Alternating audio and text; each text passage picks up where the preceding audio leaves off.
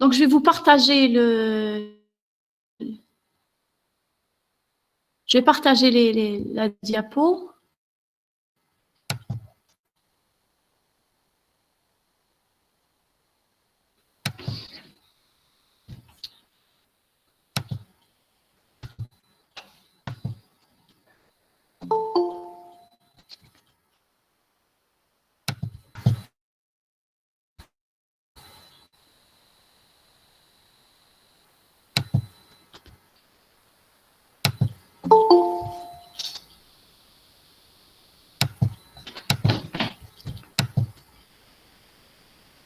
Est-ce que vous arrivez à voir le cours? Oui, madame. Oui. Donc, la deuxième méthode que nous allons voir aujourd'hui, on a vu la dernière fois que notre objectif, c'était de résoudre l'équation f de x est égal à 0 avec x, une variable réelle. On a vu la méthode de dichotomie. Aujourd'hui, on va voir la méthode du point fixe et la méthode de Newton. Je commence par la méthode du point fixe. Le principe de cette méthode est de transformer le problème de la résolution de f de x égale à 0 sur AB en le problème phi de x est égal à x. C'est quoi cet objectif? Pourquoi est-ce qu'on transforme l'équation f de x égale à 0 en l'équation phi de x est égal à x? Dans l'objectif de construire une suite. Cette suite, elle sera définie ainsi. Donc, on prendra une suite grande et xn plus 1 va être défini comme étant phi de xn. Alors, si cette suite, elle convergera forcément vers la solution de f de x est égal à 0. Pourquoi? Parce que si elle converge cette suite, elle va converger vers la limite L, si vous vous rappelez un petit peu l'analyse de l'année dernière, une suite récurrente, si elle converge vers l'élément L qui fixe la suite. Qu'est-ce que ça veut dire, il fixe la suite? Ça voudrait dire qu'elle va converger vers L, tel que L est égal à phi de L. Tel que L est égal à phi de L. Et donc, si l'élément L vérifie phi de L est égal à L, donc il vérifie, bien sûr, par équivalence, il va vérifier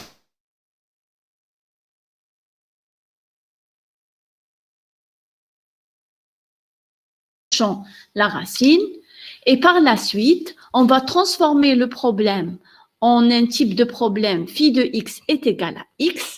On va construire une suite récurrente, c'est-à-dire on va avoir un point x0 quelconque dans AB, ensuite x1 est égal à phi de x0, ensuite x2 est égal à phi de x1, etc. On construit une suite récurrente et on sait que si cette suite va converger, elle va forcément converger vers la racine.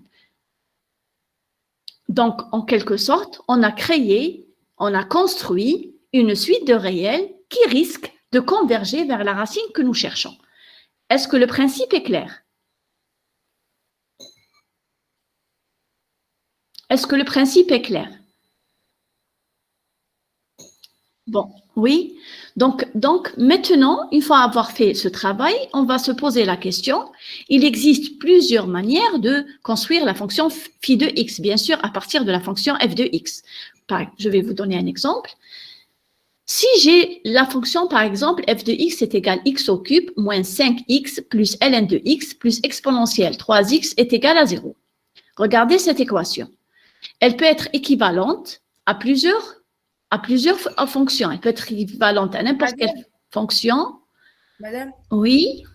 Madame, il y a des étudiants qui vous demandent de les accepter, s'il vous plaît. Ah, d'accord, je ne vois pas, le message ne m'est pas apparu. Hein. Attendez une seconde, je suis obligée de revenir vers l'application.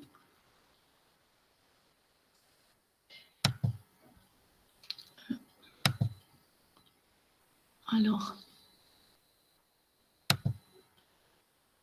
c'est bon en principe, hein? En principe, c'est bon.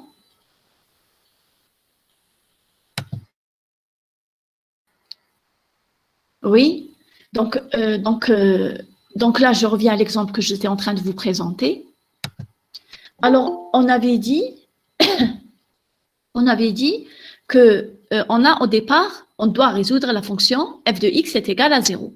Donc, on doit la transformer en une équation du type x est égal phi de x.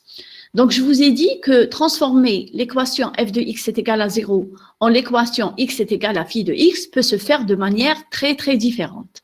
Pour ça, je vous ai donné un exemple.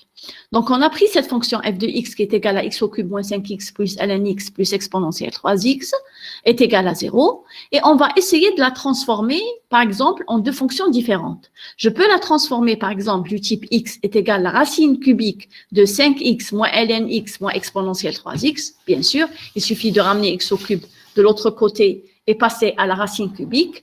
Ou bien, je peux utiliser la fonction exponentielle, donc dire que exponentielle 3x est égale moins x au cube plus 5x moins ln x et utiliser le logarithme nipérien. Donc, au fait, il y a plusieurs manières de transformer une fonction f de x est égale à 0 en une fonction x égale phi de x ou x égale phi de x, etc. Donc, nous, après avoir transformé, qu'est-ce qu'on fait?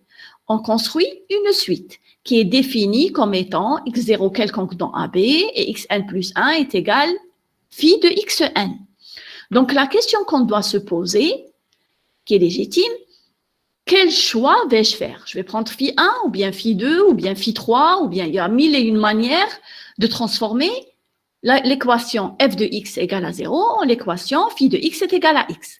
Donc, pour répondre à cette question, qu'est-ce qu'on doit choisir au fait? On doit choisir celle qui me donne une suite convergente. Parce que moi, je cherche à ce que ma suite converge vers la solution. Donc, je vais chercher une suite qui est convergente. Alors, pour avoir une suite qui est convergente, la fonction phi doit vérifier certaines propriétés. Elle doit vérifier certaines propriétés. Donc, pour cela, on a besoin d'énoncer deux définitions. La première définition, c'est la définition d'une fonction contractante. Donc, on va dire une fonction, donc soit phi, une fonction définie sur un intervalle AB, on dit que phi est contractante si et seulement si il existe un réel cas qui est positif ou nul et qui est strictement inférieur à 1, tel que, quel que soit xy appartenant à AB, nous avons phi de x moins phi de y est inférieur ou égal à k x moins y. À k x moins y. Madame, Avec la constante k, oui, madame, pardon? s'il vous plaît, vous pouvez accepter les autres. Oui, j'ai tout accepté. Hein. Je ne sais pas pourquoi est-ce qu'il me répète le… Attendez, il y a un problème avec l'appli. J'ai tout accepté. J'ai donné l'accès à tout le monde en principe. Attendez, je vais revoir le problème.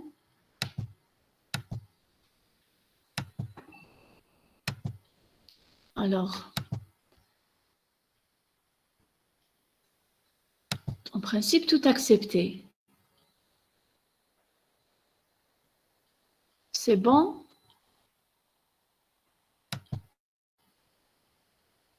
Alors, je vais reprendre la présentation. Alors, on avait dit que pour savoir est-ce qu'on a fait un bon choix de la fonction phi qui nous permet d'avoir une suite qui est convergente. Une seconde, hein, je pense qu'il y a un problème aussi. Hein.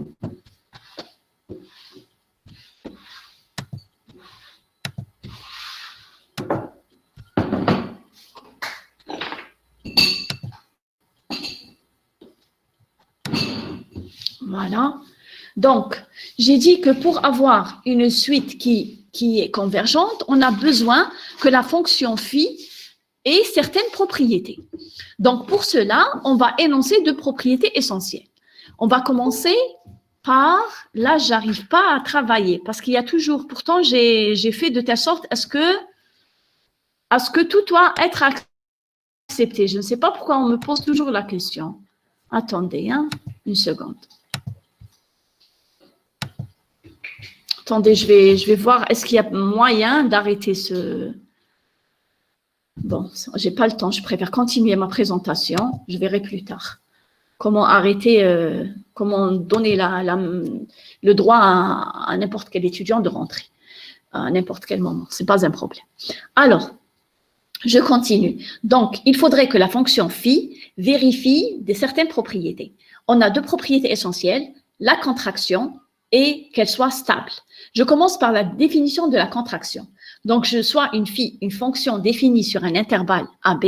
On dit que phi est contractante si et seulement si il existe un réel K qui va être positif ou nul, peu importe, mais qui doit être strictement inférieur à 1, tel que quel que soit xy appartenant à l'intervalle AB, on aura phi de x moins phi de y en valeur absolue inférieure ou égale à k, la valeur absolue de x moins y.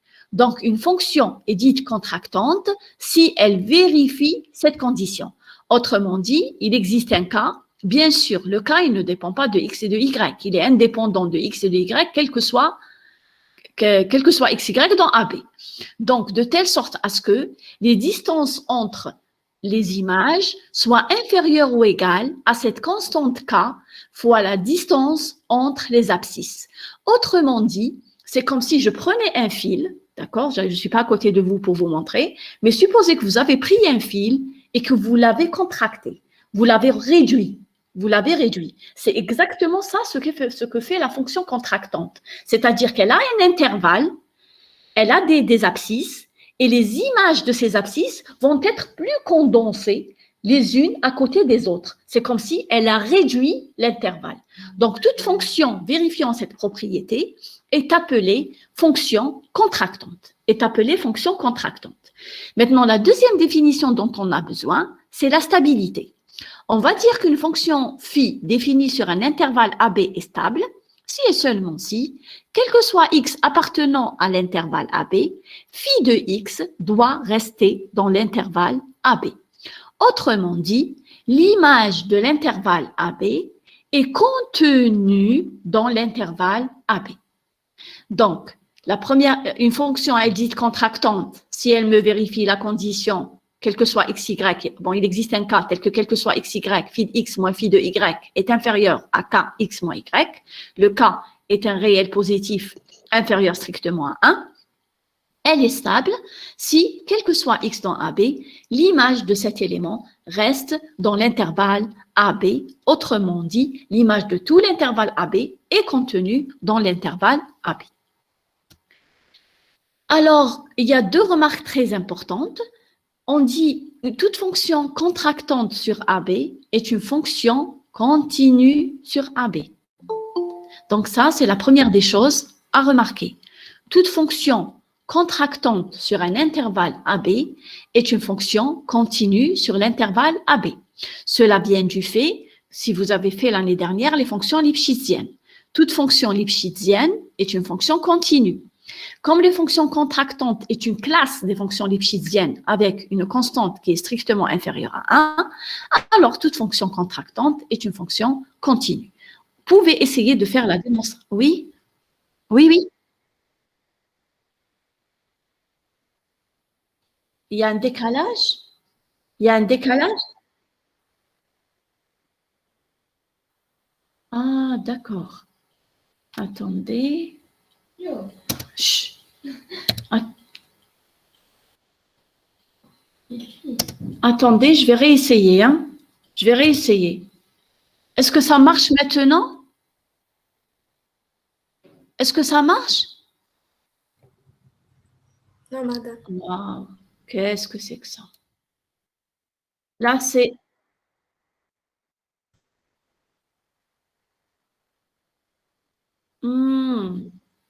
D'accord. Donc, vous savez ce que je vais faire? Je vais arrêter le partage et repartager. D'accord? Oui, madame, d'accord. Donc, je vais arrêter le partage pour voir ce qui se passe et repartager encore une fois. Alors, non.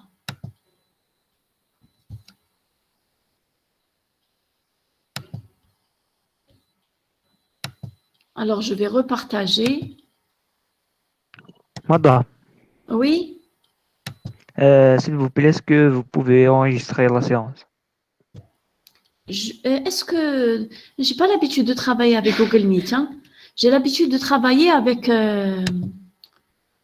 J'ai l'habitude de travailler avec WebEx. Je sais que sur WebEx, ça se passe très bien pour l'enregistrement. Ici, sur Google Meet, je n'ai pas l'habitude de le faire. Je vais essayer, d'accord? Je vais essayer de voir s'il y a possibilité. Est-ce qu'il y a possibilité d'enregistrer, hein? Je vais regarder. Une seconde. Hein. Déjà là, il ne me donne même plus la main. Hein. Il me donne même plus la main pour accéder, ce qui n'est pas normal.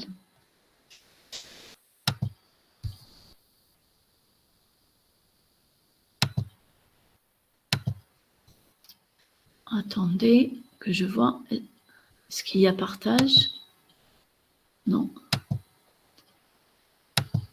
Attendez, je suis obligée d'arrêter la présentation encore une fois pour essayer de voir est-ce qu'il y a possibilité d'enregistrement.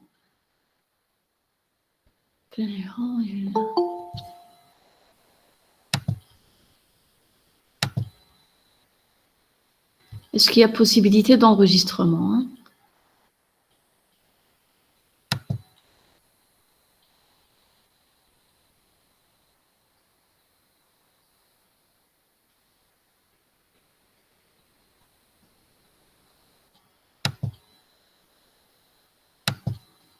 Il y a pas, je ne vois pas la possibilité d'enregistrement hein, sur mon écran. Hein.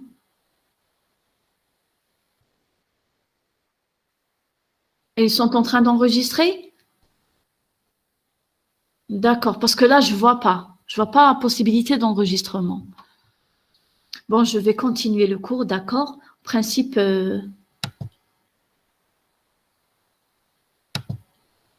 voilà, on reprend notre cours.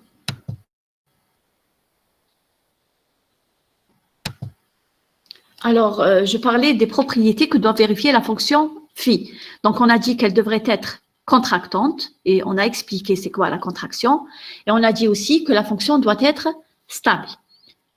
Alors, les remarques sur les fonctions contractantes, qui est deux remarques très intéressantes. Est-ce que maintenant vous voyez est-ce que ça a défilé pour vous? Est-ce que la diapo se défile? Non, madame, toujours les mêmes. Oh, qu'est-ce que c'est que ça? C'est pour ça que le Google Meet, il n'est pas fait pour... il n'est pas fait pour... C'est bon, madame, on peut voir maintenant. Là, vous voyez. Oui, madame. Là, vous voyez, parce que je ne partage pas. Maintenant, je ne mets pas en plein écran. Hein. J'ai pas mis... si vous arrivez à voir son plein écran, ça ne fait rien. Continue comme ça. Hein. Vous arrivez à voir? Oui, madame. Oui, d'accord. Donc, je reprends. Alors, pour les fonctions contractantes, nous avons deux propriétés très importantes. La première qui dit que toute fonction contractante sur AB est une fonction continue. Je vous ai dit tout à l'heure, parce que les fonctions contractantes est une sous-classe des fonctions lipschitziennes. Si vous avez vu l'année dernière les fonctions lipschitziennes, vous avez démontré entre autres qu'elles sont continues. Donc, vous pouvez bien sûr le faire en utilisant la définition de Bourbaki, c'est-à-dire, quel que soit epsilon positif, il existe état positif, etc. Vous pouvez utiliser cette définition et ça va marcher. Donc, toute fonction contractante est une fonction continue. Ça, c'est la première des choses à savoir. La seconde des choses qui est très, très importante, c'est que si une fonction phi, elle est de classe 1 dans l'intervalle AB, qu'est-ce que ça veut dire une fonction qui est de classe 1? Ça voudrait dire une fonction qui est continue, dérivable et dont la dérivée est elle-même continue, alors dans ce cas-là, une fonction phi est contractante si et seulement si le max de phi prime en valeur absolue sur l'intervalle AB est strictement inférieur à 1. Donc, une fonction phi de classe 1 dans AB est contractante si et seulement si le maximum de phi prime dans l'intervalle AB est strictement inférieur à 1. Donc, pour démontrer cette deuxième remarque, il suffit de voir, ou il suffit de remarquer qu'on peut utiliser un théorème que vous avez fait l'année dernière, qui est le théorème des accroissements finis. Est-ce que vous vous rappelez un petit peu des théorèmes des accroissements finis? Oui. Donc, si j'ai... Oui? Est-ce que vous vous en souvenez un petit peu? Oui, oui. Si j'ai... Oui. Soit une fonction continue sur AB et dérivable sur AB. Sur AB, il existe sur AB. Non. Oui. Il existe un lambda 1. Voilà. tel que tel que f A moins f B moins f A f est égal f, f prime f prime C fois Y fois b moins B moins fois B moins A. Donc, vous voyez l'analogie entre la définition de contractante et le fait que le maximum de tous les phi primes soit strictement inférieur à 1. Au fait, ce que vous allez faire, vous allez appliquer le théorème des valeurs intermédiaires localement pour chaque xy. Et donc, il va toujours exister un phi prime tel que f de phi de x moins phi de y est égal f prime de lambda x moins y. Ensuite, vous allez prendre le maximum. Si vous prenez le maximum, ce maximum-là, il va vérifier toujours l'inégalité phi de x moins phi de y inférieur ou égal à maximum de phi prime fois x moins y. Donc, cette deuxième remarque, vous pouvez aisément la démontrer en utilisant le théorème des valeurs, le théorème des accroissements finis. Donc, on retient deux choses. Toute fonction contractante sur un intervalle est forcément une fonction continue. La seconde chose très intéressante, si la fonction elle est de classe 1, pour savoir si elle est contractante ou pas, il suffit de calculer le max de phi prime. Pourquoi? Parce que c'est une condition qui est nécessaire et suffisante. C'est une condition qui est nécessaire et suffisante. C'est-à-dire, si le max de phi prime est strictement inférieur à 1, il va y avoir convergence. Si le max de phi prime est égal ou bien il est supérieur à 1, il ne va pas y avoir convergence. Donc, je peux utiliser cette deuxième remarque lors de la résolution de mes exercices. Donc, maintenant, on va énoncer le théorème du point fixe. Ce théorème va me permettre de dire si la suite que j'ai construite tout à l'heure va être convergente ou pas. Donc, soit phi, une fonction définie sur un intervalle AB, tel que phi est stable et contractante sur l'intervalle AB, bien sûr, de constante de contraction qu'on va noter K. Alors, phi de 1, phi admet un unique point fixe alpha appartenant à AB, tel que phi de alpha est égal à alpha. Donc, si la fonction elle est stable et elle est contractante sur AB, alors elle admet un unique point fixe alpha tel que phi de alpha est égal à alpha. De plus, la suite itérative de tout à l'heure, qui est définie par x0 dans AB et xn plus 1 est égal phi de xn, converge vers alpha. Et ceci, quel que soit x0 dans AB. Et ceci, quel que soit x0 dans AB. Donc, si j'ai une fonction qui est stable et qui est contractante sur l'intervalle AB, elle va admettre un unique point fixe alpha appartenant à AB tel que phi d'alpha est égal à alpha. Et de plus, la suite de tout à l'heure est une suite convergente. Et elle convergera évidemment vers alpha.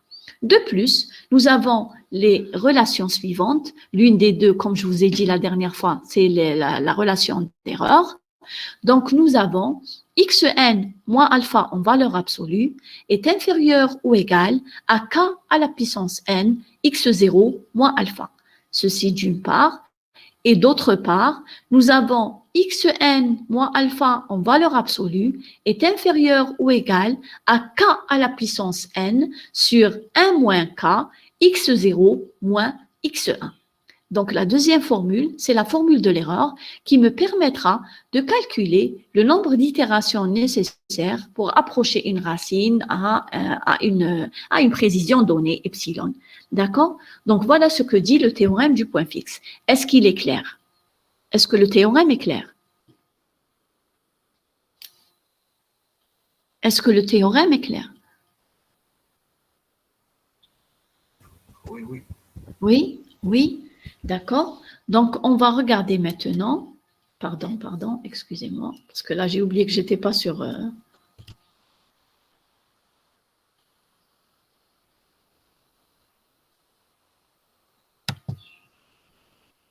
Voilà. Donc, maintenant, on va regarder ce qui se passe lorsque Là, je vous ai donné deux exemples. Une interprétation géométrique du théorème du point fixe. D'accord? Là, on est en train de faire une interprétation géométrique du théorème du point fixe. Donc, on suppose bien sûr que la fonction, elle est stable, c'est-à-dire qu'on est dans un intervalle AB où les images de AB sont toujours contenues dans AB. On suppose dans un premier cas, si vous regardez le premier graphe ici, on suppose dans un premier cas que phi' de x, elle est entre 0 et 1. D'accord? Le fait de dire que phi' de x est entre 0 et 1, bien sûr, on suppose que phi' est une fonction de classe 1 et donc qu'elle est dérivable et que la dérivée est continue. Maintenant, le fait de dire que phi' de x est entre 0 et 1, ça voudrait dire que le maximum de phi', il est strictement inférieur à 1. Ça voudrait dire que le maximum de phi', il est inférieur à 1. Bien sûr, étant donné que la fonction, elle est dérivable, et que sa dérivée, elle est continue. On sait bien que toute fonction continue atteint ses bornes, n'est-ce pas? Toute fonction continue atteint ses bornes. Autrement dit, il va exister un certain x, je ne sais pas, lambda, tel que phi' de lambda va être le maximum des phi' de x. D'accord? Et donc, phi' de lambda lui-même va être aussi strictement inférieur à 1. Donc, le fait d'imposer à phi' de x d'être entre 0 et strictement inférieur à 1, ça entraîne que le maximum, lui aussi, il est inférieur à 1, puisque le maximum est atteint. D'accord? Donc, d'après la remarque de tout à l'heure, la deuxième remarque, cela va entraîner aussi que la fonction est contractante. Donc, la fonction qu'on a dessinée ici est une fonction qui est stable et qui est contractante. Maintenant, comment obtenir les xi, ou la définition géométrique des xi? Donc, je prends un x0, un point quelconque ici, dans AB. Qu'est-ce que je vais regarder? Je vais regarder son image. Son image, c'est x1, n'est-ce pas? x1, c'est quoi? C'est phi de x0. Donc, son image, c'est x1. Une fois que j'ai obtenu x1, qu'est-ce que je fais? Je le projette sur la première bissectrice, c'est-à-dire sur l'axe y est égal à x, et ensuite, je projette x1 sur, bien sûr, l'axe OX. Une fois que j'ai obtenu x1 sur l'axe OX, je peux regarder son image qui est x2. C'est quoi x2? C'est phi de x1, son image sur le graphe. Une fois l'avoir obtenue, il s'agira de x2. Ensuite, je la projette sur l'axe y est égal à x et enfin sur l'axe OX pour avoir x2 sur les abscisses. Je refais ce travail indéfiniment. Je refais ce travail indéfiniment. Je sais qu'à un moment donné, cette suite, elle va converger vers l'élément alpha qui me donne phi de alpha est égal à alpha. Que représente alpha dans ce graphe? Qu'est-ce qu'il représente? Est-ce que quelqu'un peut me dire que représente alpha dans ce graphe? Ici, regardez. Que représente alpha dans ce graphe? Qu'est-ce qu'il représente? C'est l'élément tel que phi de alpha est égal à alpha, c'est-à-dire… Oui, allez-y. Le point fixe ou… C'est le point fixe, oui. C'est le point fixe de la fonction phi. Donc, la suite xn va converger vers ce point fixe. Maintenant, sur le graphe, qu'est-ce qu'il représente ici sur le graphe? Qu'est-ce qu'il représente? C'est l'intersection du graphe, de graphe et avec l'axe. y est égal x. Très bien. C'est l'intersection du graphe avec y est égal à x. Donc, alpha, c'est cet élément-là, d'accord, qui se trouve ici. C'est cette intersection. Donc, cette suite xn, elle va converger vers ce alpha. Cette suite xn graphiquement, que je suis en train de construire. Oui? S'il vous plaît, vous pouvez accepter les autres. Ah, il y a d'autres qui sont encore en… Oui. Attendez, hein. Il faut que je règle ce problème en faisant un truc pour tout accepter. Hein. Je dois régler ce problème. Voilà. Voilà. C'est bon. Est-ce que vous arrivez toujours à voir? Vous arrivez toujours à voir la diapo? Ouais. Oui, madame. Oui, d'accord. Donc, qu'est-ce qu'on avait dit? On avait dit que xn, elle va ici converger vers elle va converger vers ce point d'intersection. D'accord? Vous êtes d'accord? Donc là, vous êtes en train de le voir. Plus vous allez encore calculer les xi, plus vous allez vous rapprocher de ce point alpha. Maintenant, qu'est-ce que vous remarquez? Comment elle est la suite xi? Elle est monotone, n'est-ce pas? Le x0, il est plus grand que le x1, il est plus grand que x0. Le x2, il est plus grand que x1, plus grand que x0, etc. En quelque sorte, votre suite, elle est croissante, n'est-ce pas? En quelque sorte, votre suite, elle est croissante.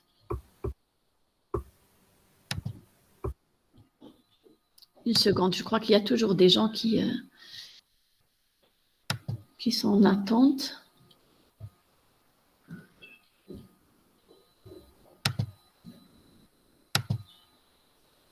Voilà, et je regarde. Alors, qu'est-ce que vous remarquez sur la suite xn? Vous remarquez qu'elle converge vers alpha. Et qu'est-ce que vous remarquez? Qu'elle est croissante, qu'elle est monotone. Est-ce que vous m'entendez? Oui. Voilà, elle est monotone. Regardez le deuxième cas. Regardez le deuxième graphe. Regardez le graphe d'ici. Ce deuxième graphe. Vous êtes en train de le voir. Alors, ce graphe-là, phi' de x, elle est située entre moins 1 et 0. Donc, elle est toujours contractante. Le maximum de phi', on voit bien sur le graphe que la fonction, quand même, elle est de classe 1. Il n'y a aucun point de singularité du type de dérivée à la fois. Donc, phi' de x, elle est située entre moins 1 et 0. Phi' de x en valeur absolue, elle est strictement inférieure à 1. Tout va bien, la fonction, elle est contractante. De plus, elle est stable. Mais qu'est-ce que vous remarquez sur les xi? Qu'est-ce que vous remarquez? Est-ce qu'ils convergent de manière monotone comme tout à l'heure? Non, Non. croissante, décroissante. Ah, voilà, croissante, décroissante. Donc, ils convergent de manière alternée. Ils convergent de manière alternée. Donc, qu'est-ce que je sais? Une partie de ce que je sais sur le théorème, c'est lorsque phi', il est positif situé entre 0 et 1, on va avoir une convergence qui est monotone, qu'elle soit croissante ou décroissante. Ça, c'est un cas particulier de croissance. Ça, c'est pas forcément croissante. Maintenant, lorsqu'il y a que le phi', il est situé entre moins 1 et 0, dans ce cas-là, il y a toujours convergence, et tant mieux, mais cette convergence, elle est alternée. C'est-à-dire, il va approcher la racine une fois d'en haut, une fois d'en bas. D'une manière plus grande, d'une manière plus petite. Mais il approchera de toutes les façons, il va approcher la racine. Donc ça, c'est juste pour vous illustrer comment on applique géométriquement, c'est quoi le théorème du point fixe? Comment on applique géométriquement le théorème du point fixe? C'est clair? Oui? Donc, je vais passer à l'autre diapo. Donc là, qu'est-ce qu'on va faire? On va démontrer le théorème du point fixe. On va démontrer le théorème du point fixe. Donc, la première des choses à démontrer, c'est que, effectivement, phi va admettre un unique point fixe alpha appartenant à AB. Bien sûr, tel que phi alpha est égal à alpha. Alors, on va démontrer d'abord que ce point fixe existe. D'accord? Ensuite, on va démontrer qu'il est unique. On commence par l'existence. Pour démontrer l'existence, on va poser f de x, grand F de x, est égal phi de x moins x. Phi de x moins x. Ce grand F de x est une fonction continue. C'est clair, parce que phi est continu, moins x n'est qu'un polynôme degré 1, et donc on obtient forcément par soustraction une fonction qui est continue. Phi, elle est continue, pourquoi? Parce qu'elle est contractante. On sait que toute fonction contractante est une fonction continue. Donc, phi est continu. F étant continu, on va regarder la valeur de f en A et la valeur de f en B. F de A est égal à combien? F de A est égal à phi de A moins A. À phi de A moins A. Là, je dis que phi de A moins A est supérieur ou égal à 0. Pour quelle raison? Parce que phi de A, puisque phi elle est stable, alors phi de A va rester dans l'intervalle AB. Du moment qu'elle va rester dans l'intervalle AB, alors phi de A est supérieur ou égal à A. N'est-ce pas? Et donc, phi de A moins A va être supérieur ou égal à 0. Donc, je vais confirmer que f de A est positif ou nul. De même, je vais regarder f de b. F de b, c'est quoi? C'est phi de b moins b. Et pour la même raison que tout à l'heure, je sais que phi de b, du moment que phi est stable, quand je dis stable, ça voudrait dire quel que soit x, phi de x reste dans AB. Et donc, en particulier, le phi de b. Phi de b, il reste dans l'intervalle AB. Et donc, phi de b est inférieur ou égal à b, ce qui entraîne que phi de b moins b est inférieur ou égal à 0. Et donc, f de a étant positif et f de b étant négatif, f est une fonction continue. On ramène toujours le théorème des valeurs intermédiaires pour dire que f alors va admettre un alpha, une racine, telle que f de alpha est égal à 0. Or, f de alpha est égal à 0 entraîne phi d'alpha moins alpha est égal à 0. Et donc, phi d'alpha est égal à alpha. Donc là, on a démontré l'existence. On a démontré l'existence de ce point fixe. Maintenant, on va démontrer l'unicité de ce point fixe. On va démontrer l'unicité de ce point fixe. Pour cela, on va supposer l'existence de deux points fixes. On va le faire par l'absurde. On va supposer l'existence de deux points fixes, alpha 1 et alpha 2, tels que alpha 1 soit différent de alpha 2. Alpha 1 n'est pas égal à alpha 2. On applique le fait que phi soit une fonction contractante. Du moment que phi est contractante, alors on aura, d'après la définition, phi de alpha 1 moins phi de alpha 2 en valeur absolue inférieure ou égale à k alpha 1 moins alpha 2 en valeur absolue, n'est-ce pas? Puisqu'elle est contractante. Et donc, mais on sait bien que phi de alpha 1, c'est alpha 1. Et phi de alpha 2, c'est alpha 2. Donc, cela va entraîner quoi? Que alpha 1 moins alpha 2 est inférieur ou égal à k, n'est-ce pas? Or, qu'est-ce qu'on a? Si on élimine alpha 1 et alpha 2 des deux côtés, qu'est-ce qu'on va avoir? On va avoir k supérieur ou égal à 1. K supérieur ou égal à 1. Or, on sait que la constante de contraction, elle a été faite de telle sorte à ce que K soit strictement inférieur à 1. Donc, il y a contradiction. Est-ce que c'est clair? La démonstration de l'unicité. Est-ce que la démonstration de l'unicité est claire? Oui. Donc, on a démontré que le point fixe, il existe et de plus qu'il est unique. Maintenant, on va essayer de démontrer les formules de tout à l'heure. Attendez, je passe à l'autre diapo. Voilà. Maintenant, il faut démontrer les deux dernières formules.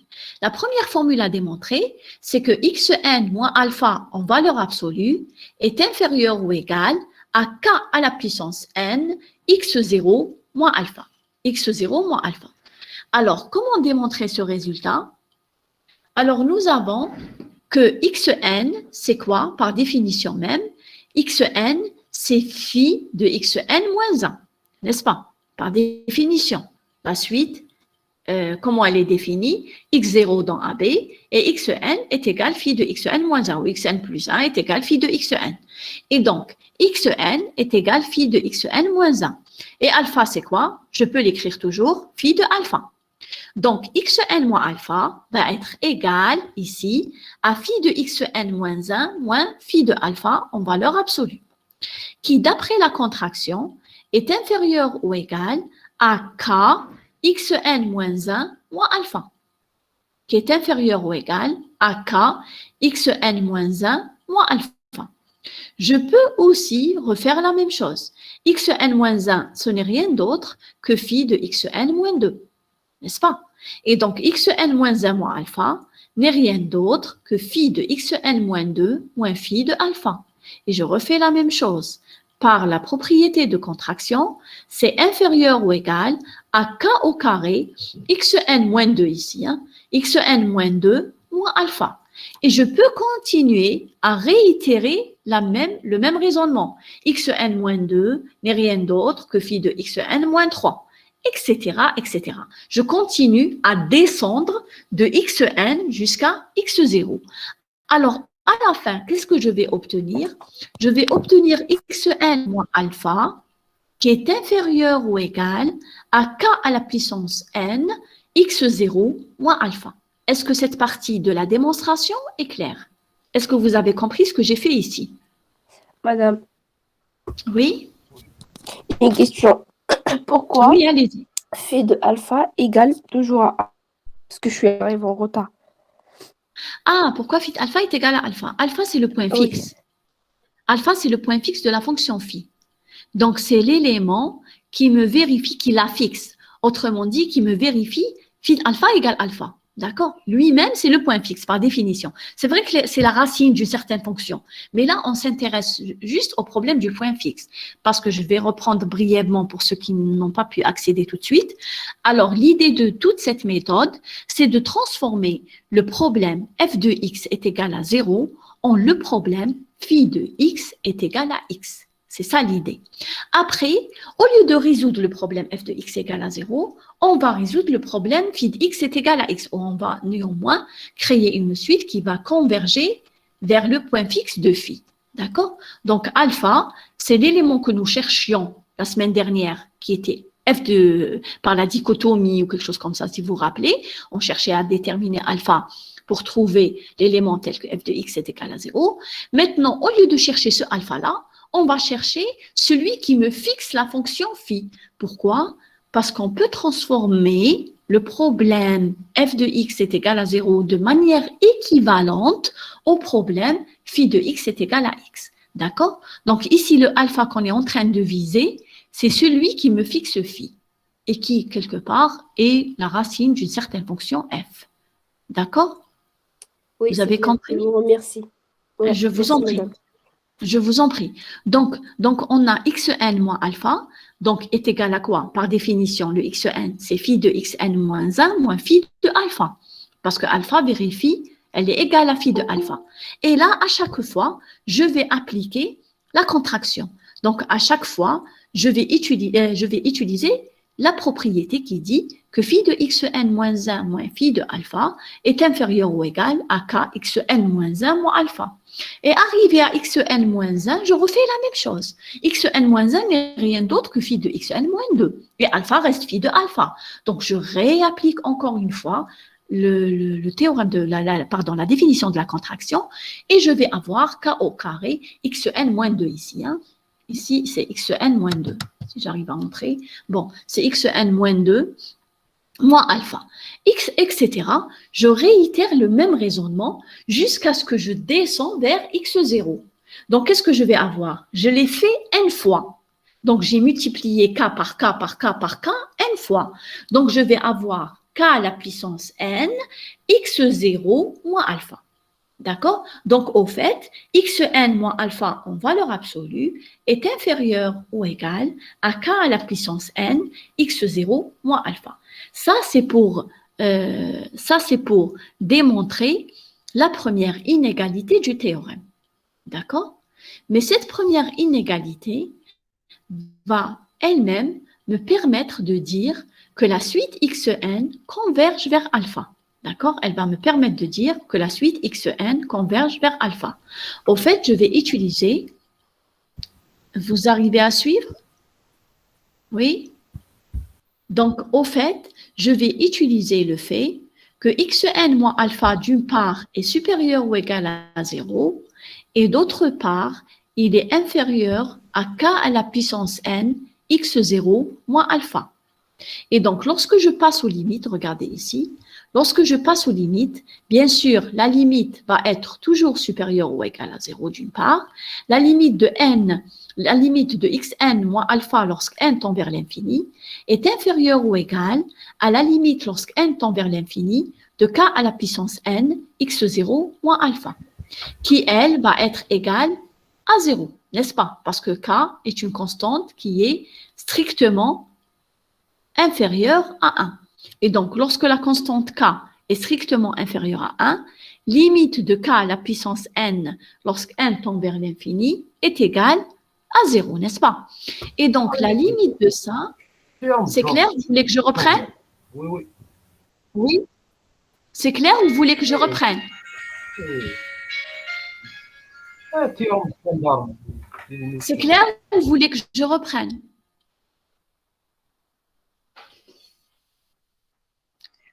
Excusez-moi juste une seconde. Hein. Je coupe le micro juste une seconde. Je reviens tout de suite. Hein. Je reviens, excusez-moi.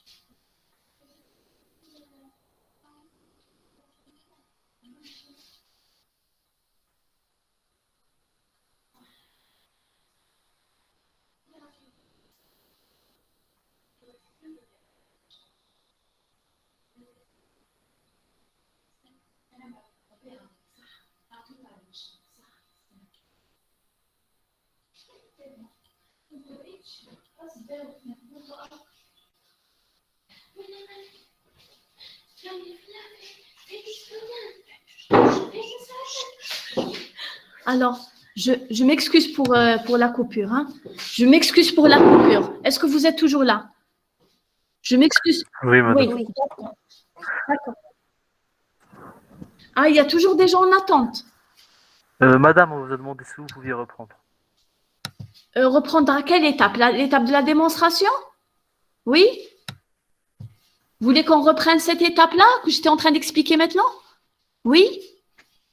Oui, madame, c'est ça. Oui, regardez. Oui. Donc, j'ai xn moins alpha en valeur absolue est égal à la valeur absolue de phi de xn moins 1 moins phi de alpha. D'accord? Est-ce que vous êtes d'accord sur cette écriture? Est-ce que d'abord, vous êtes d'accord sur cette écriture-là? Donc, j'ai le xn, c'est quoi?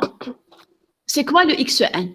Le xn, allège, parce qu'on a construit la suite à partir, on prend x0 dans AB quelconque, ensuite, on construit une suite récurrente. C'est quoi cette suite? C'est que xn plus 1 est égal phi de xn. Maintenant, x1, c'est phi de x0, x2, c'est phi de x1, etc. Donc, xn, par définition, c'est phi de xn moins 1. Ça, d'un côté. De l'autre côté, alpha. Alpha, c'est quoi? On vient de démontrer son existence et son unicité. Alpha, c'est l'élément qui me fixe le phi. Donc, qui me vérifie phi de alpha est égal à alpha, n'est-ce pas? Alors, xn moins alpha en valeur absolue, oui. Je m'excuse, j'ai une question. Allez-y. On ne peut pas faire phi xn égale à phi de xn. Là, la phi de Non, xn non. égale phi de xn. Xn égale phi de xn moins 1. Moins 1. Regardez ici. Regardez la suite là. Attendez, si je reviens sur la première diapo, vous allez peut-être comprendre. Une seconde. Hein. Une seconde. Donc, regardez ici, dans le théorème. Comment on a construit la suite? Regardez là, la suite itérative. Regardez là, c'est là. Vous arrivez à voir? Vous arrivez à voir quand j'ai changé de diapo? Oui. Oui, madame. Oui. Oui, madame. Donc, x0, il est dans AB. D'accord? C'est un point initial dans l'intervalle AB. Et xn plus 1, c'est quoi? C'est phi de xn. Et xn plus 1, c'est phi de xn. Autrement dit, chaque fois, qu'est-ce que je vais faire? Je vais construire les éléments de cette suite de telle sorte à ce que je prends un point initial. Ensuite, le x1, c'est le phi de x0. On bat le x2, c'est le phi de x1. Ainsi de suite. D'accord? C'est ça la suite que je construis. Qu'est-ce que je veux démontrer? Ce que cette suite va converger vers alpha. au fait, vous avez fait les suites itératives ou bien les suites récurrentes l'année dernière. Elles convergent vers où? Elles convergent vers l'élément qui fixe l'itération. Et c'est logique même, n'est-ce pas? C'est logique. Quand est-ce qu'une suite itérative, je remplace et je trouve, va s'arrêter? C'est lorsque je remplace et je trouve la même chose. Parce que dès que je trouve la même chose, c'est pas la peine de continuer, ça s'est arrêté. D'accord? Donc, cette suite-là, que j'appelle la suite itérative, je veux maintenant démontrer qu'elle converge réellement vers alpha. Grâce au fait que quoi? Grâce au fait d'avoir imposé à la fonction d'être stable et contractante. D'avoir imposé à la fonction d'être stable et contractante. D'accord? Donc, la suite xn que je suis en train de définir, c'est une suite itérative. C'est une suite itérative. Xn plus 1 est égal à phi de xn. Est égal à phi de xn. Est-ce que c'est clair maintenant? C'est clair? Oui, c'est clair, madame. Merci. D'accord. Je vous en prie. Donc là, on revient à notre démonstration. Donc ici, le xn n'est rien d'autre que phi de xn moins 1. Et que alpha, bien sûr, c'est phi d'alpha puisque c'est l'élément que nous sommes en train de chercher. D'accord? Ensuite, oui, il y a une question? S'il vous plaît, vous pouvez accepter les autres. Mon Dieu, il y a un problème aujourd'hui. Il faut que je règle ce problème. Hein. Je vais essayer de le régler, voir comment dans le Google Meet on accepte directement. C'est comme dans... écoutez, l'invitation, vous l'avez envoyée à vos camarades, tous vos camarades. Sinon, j'ai besoin de votre mailing list. D'accord? Envoyez-moi votre mailing list. C'est-à-dire, envoyez-moi tous vos adresses email. D'accord? D'accord, madame. Wissal, voilà, votre déléguée, elle va se charger de prendre toutes vos... elle va même me les envoyer. Comme ça, vous n'aurez pas de problème à chaque fois à me demander l'autorisation d'accès. D'accord? Donc, on revient. On a dit que on peut écrire xn moins alpha sous la forme phi de xn moins 1 moins phi de alpha. Ensuite, à ce niveau-là, nous avons que c'est une suite qui est contractante. C'est une fonction phi qui est contractante. Et du moment que c'est une fonction contractante, donc elle me vérifie, quel que soit xy dans AB, il existe un cas qui est strictement inférieur à 1, tel que phi de x moins phi de y est inférieur en valeur absolue à k x moins y. Je l'applique sur phi de xn moins 1 moins phi de alpha. Donc, je vais avoir inférieur ou égal à k xn moins 1 moins alpha. C'est clair là, c'est clair à ce niveau. Je refais la même chose. Xn moins 1 n'est rien d'autre que phi de xn moins 2.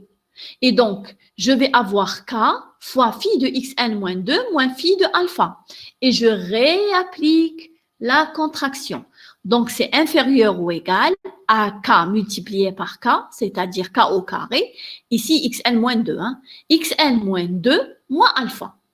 Et je réitère le processus n fois. Donc, je suis en train de descendre de xn jusqu'à x0. Je le fais combien de fois? Je le fais n fois. Et donc, xn moins alpha est inférieur ou égal à la fin à k à la puissance n, x0 moins alpha. À k à la puissance n, x0 moins alpha. Donc, ça, c'est pour démontrer l'inégalité. Ensuite, à quoi elle va me servir cette inégalité? Elle va me servir à démontrer que la suite, elle est convergente. Elle va me servir à démontrer que la suite que j'ai construite est une suite convergente. Au fait, je vais utiliser un théorème, je ne sais pas si vous l'avez énoncé comme ça, c'est le théorème sandwich que vous avez vu l'année dernière. Je ne sais pas. Oui, comment vous l'avez appelé? Théorème de Jondar. D'accord, d'accord. Donc, dans ce théorème, qu'est-ce que je vais dire? Si UN, elle est entre Vn et Wn, alors les limites vont être conservées. C'est-à-dire, limite de UN est inférieure à limite de UN est supérieure ou égale à limite de Vn est inférieure ou égale à les limites de Wn. Donc, je vais utiliser ce raisonnement. Donc, j'ai xn moins alpha, qui bien sûr, elle est en valeur absolue, donc elle est forcément supérieure ou égale à 0. Et en même temps, d'après ce que je viens de démontrer, elle est inférieure ou égale à k à la puissance n, x0 moins alpha. Je fais rentrer les limites partout. Qu'est-ce que je vais avoir? 0 inférieur ou égal à limite lorsqu'n tend vers l'infini de xn moins alpha, qui est inférieur ou égal à limite lorsqu'n tend vers plus l'infini de k à la puissance n x0 moins alpha. La limite de 0, bien sûr, reste 0. Et ici, la limite, elle aussi, elle est égale à 0. Pourquoi? Parce que k est une constante positive, si vous vous rappelez, qui est strictement inférieure à 1. Et donc, la limite de k à la puissance n, lorsqu'n tend vers l'infini, est égale à 0. Donc, au fait, cette limite-là est égale à 0.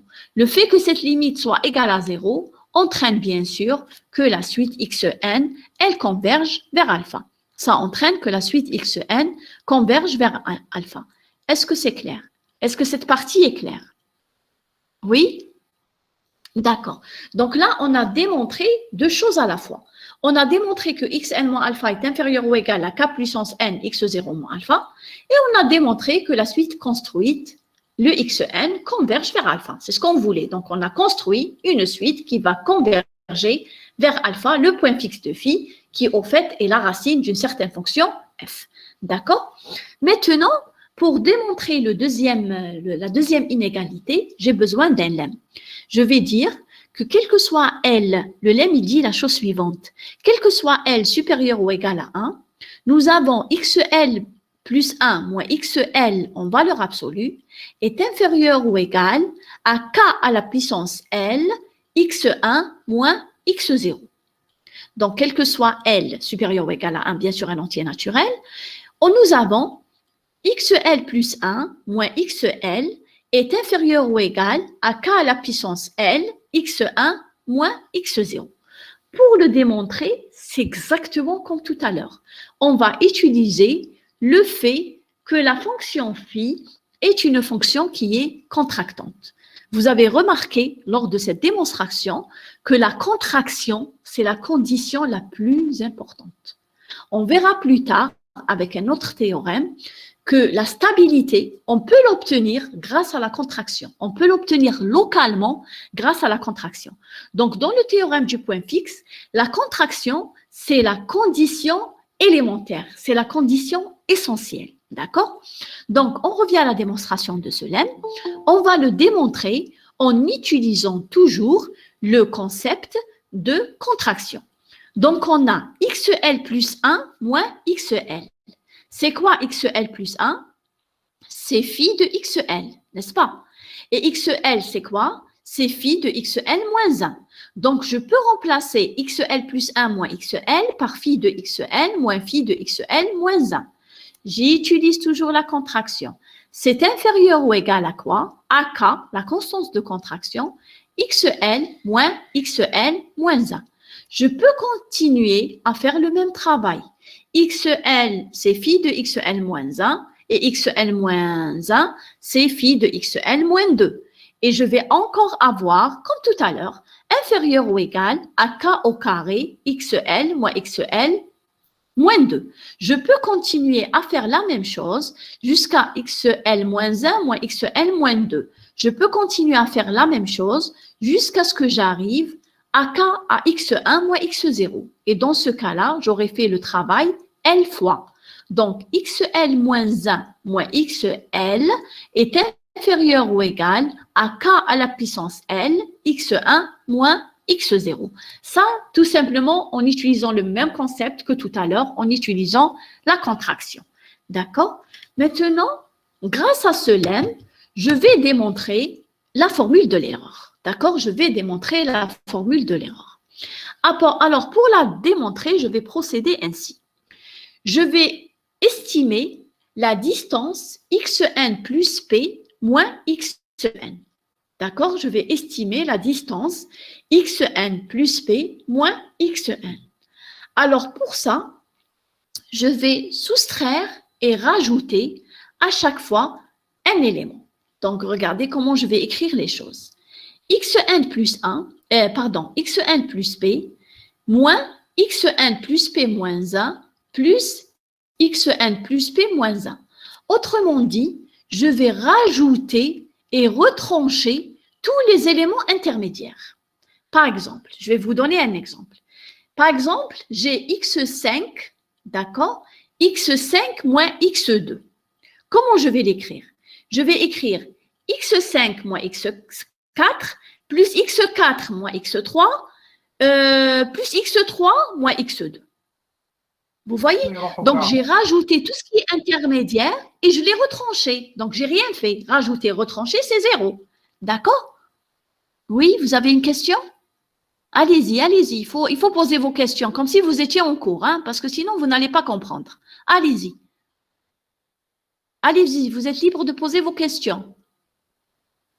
Est-ce que vous avez compris cette manière de faire? Oui, oui. Est-ce que vous avez compris? Oui. Donc, j'ai retranché et rajouté les éléments. Oui, oui, allez-y. Allez-y. Pouvez-vous répéter cette dernière? D'accord. Donc, j'ai xn plus p moins xn.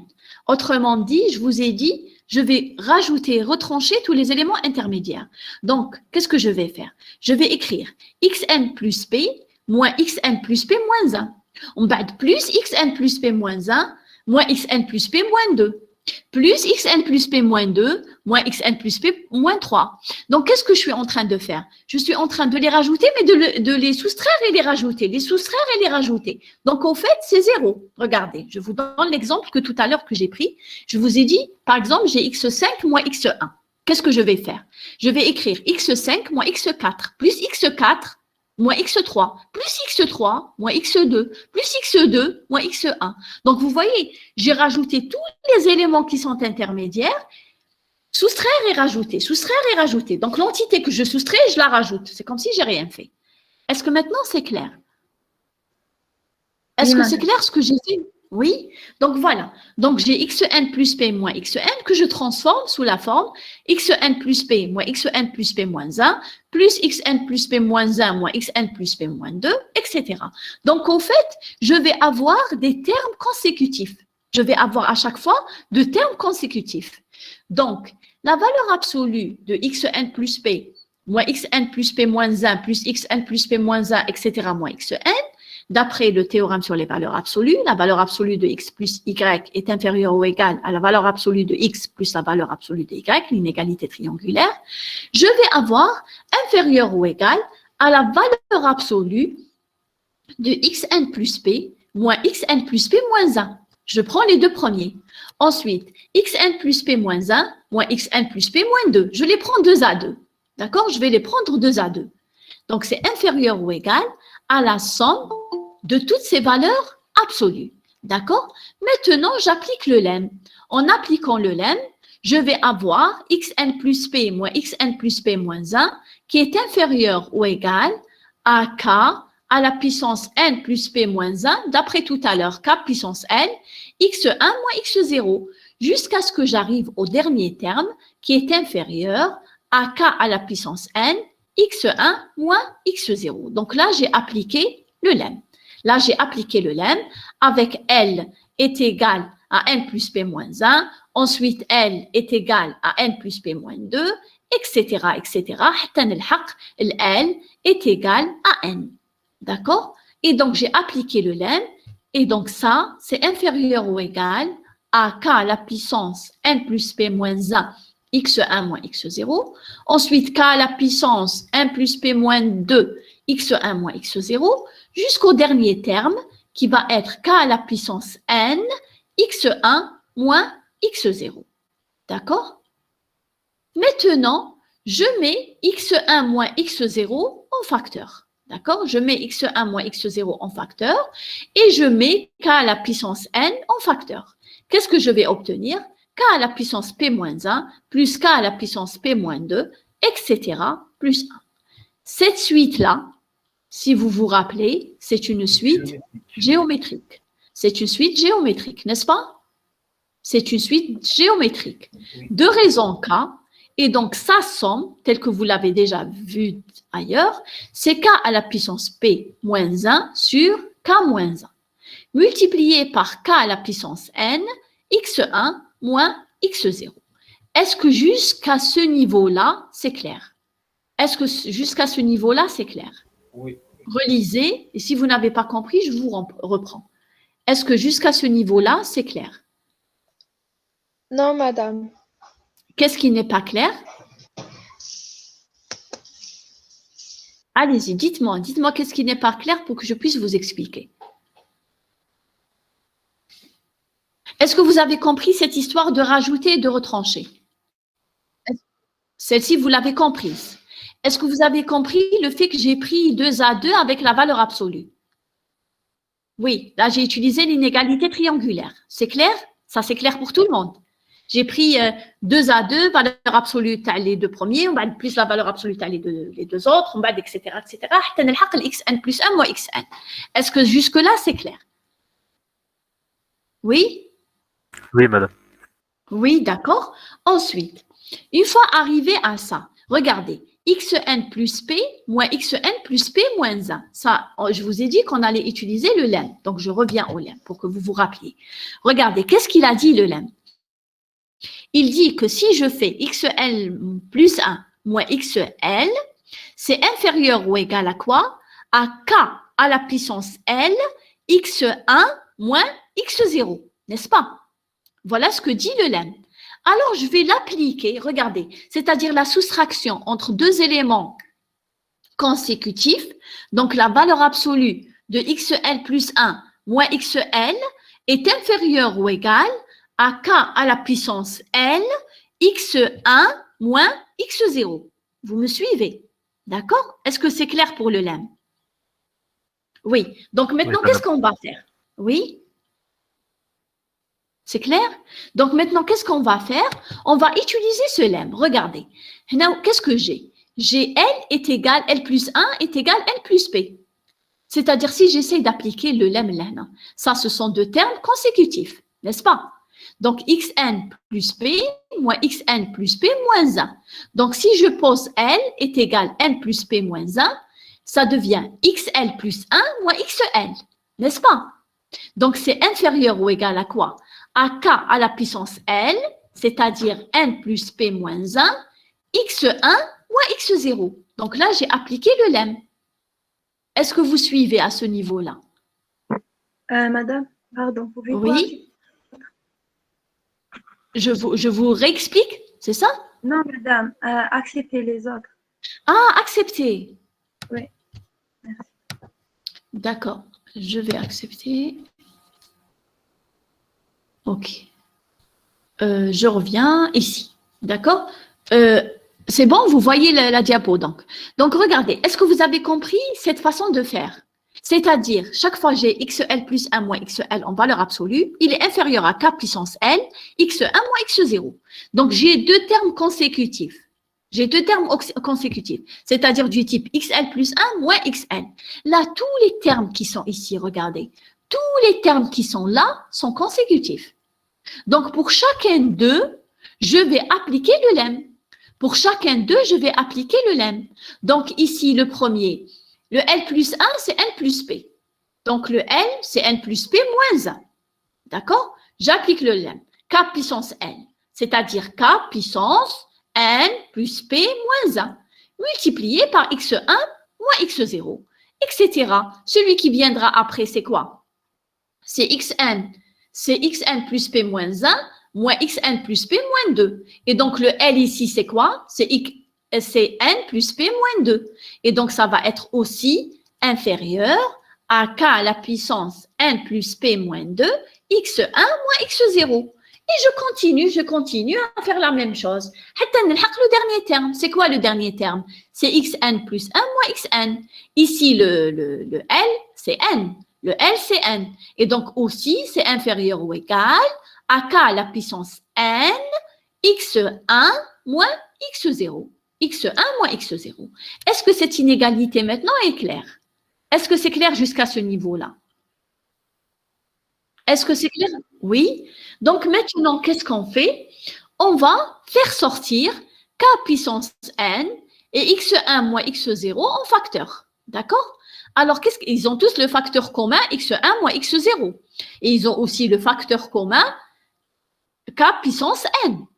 Donc, on va faire sortir k puissance n, x1 moins x0 en facteur. Qu'est-ce qui va rester à l'intérieur? C'est k à la puissance p moins 1 plus k à la puissance p moins 2 plus k à la puissance p-3 jusqu'au dernier où il va y avoir un 1. Cette somme-là, k puissance p-1 plus k puissance p-2, etc., jusqu'à 1. C'est quoi? C'est la suite, c'est la somme des... Voilà, c'est la somme d'une suite géométrique. C'est la suite des p premiers termes d'une suite géométrique. Et d'après ce que vous connaissez, c'est égal à k à la puissance p-1 sur k-1. K à la puissance n, x1 moins x0. D'accord? Donc, au fait, on revient à ce qu'on a trouvé.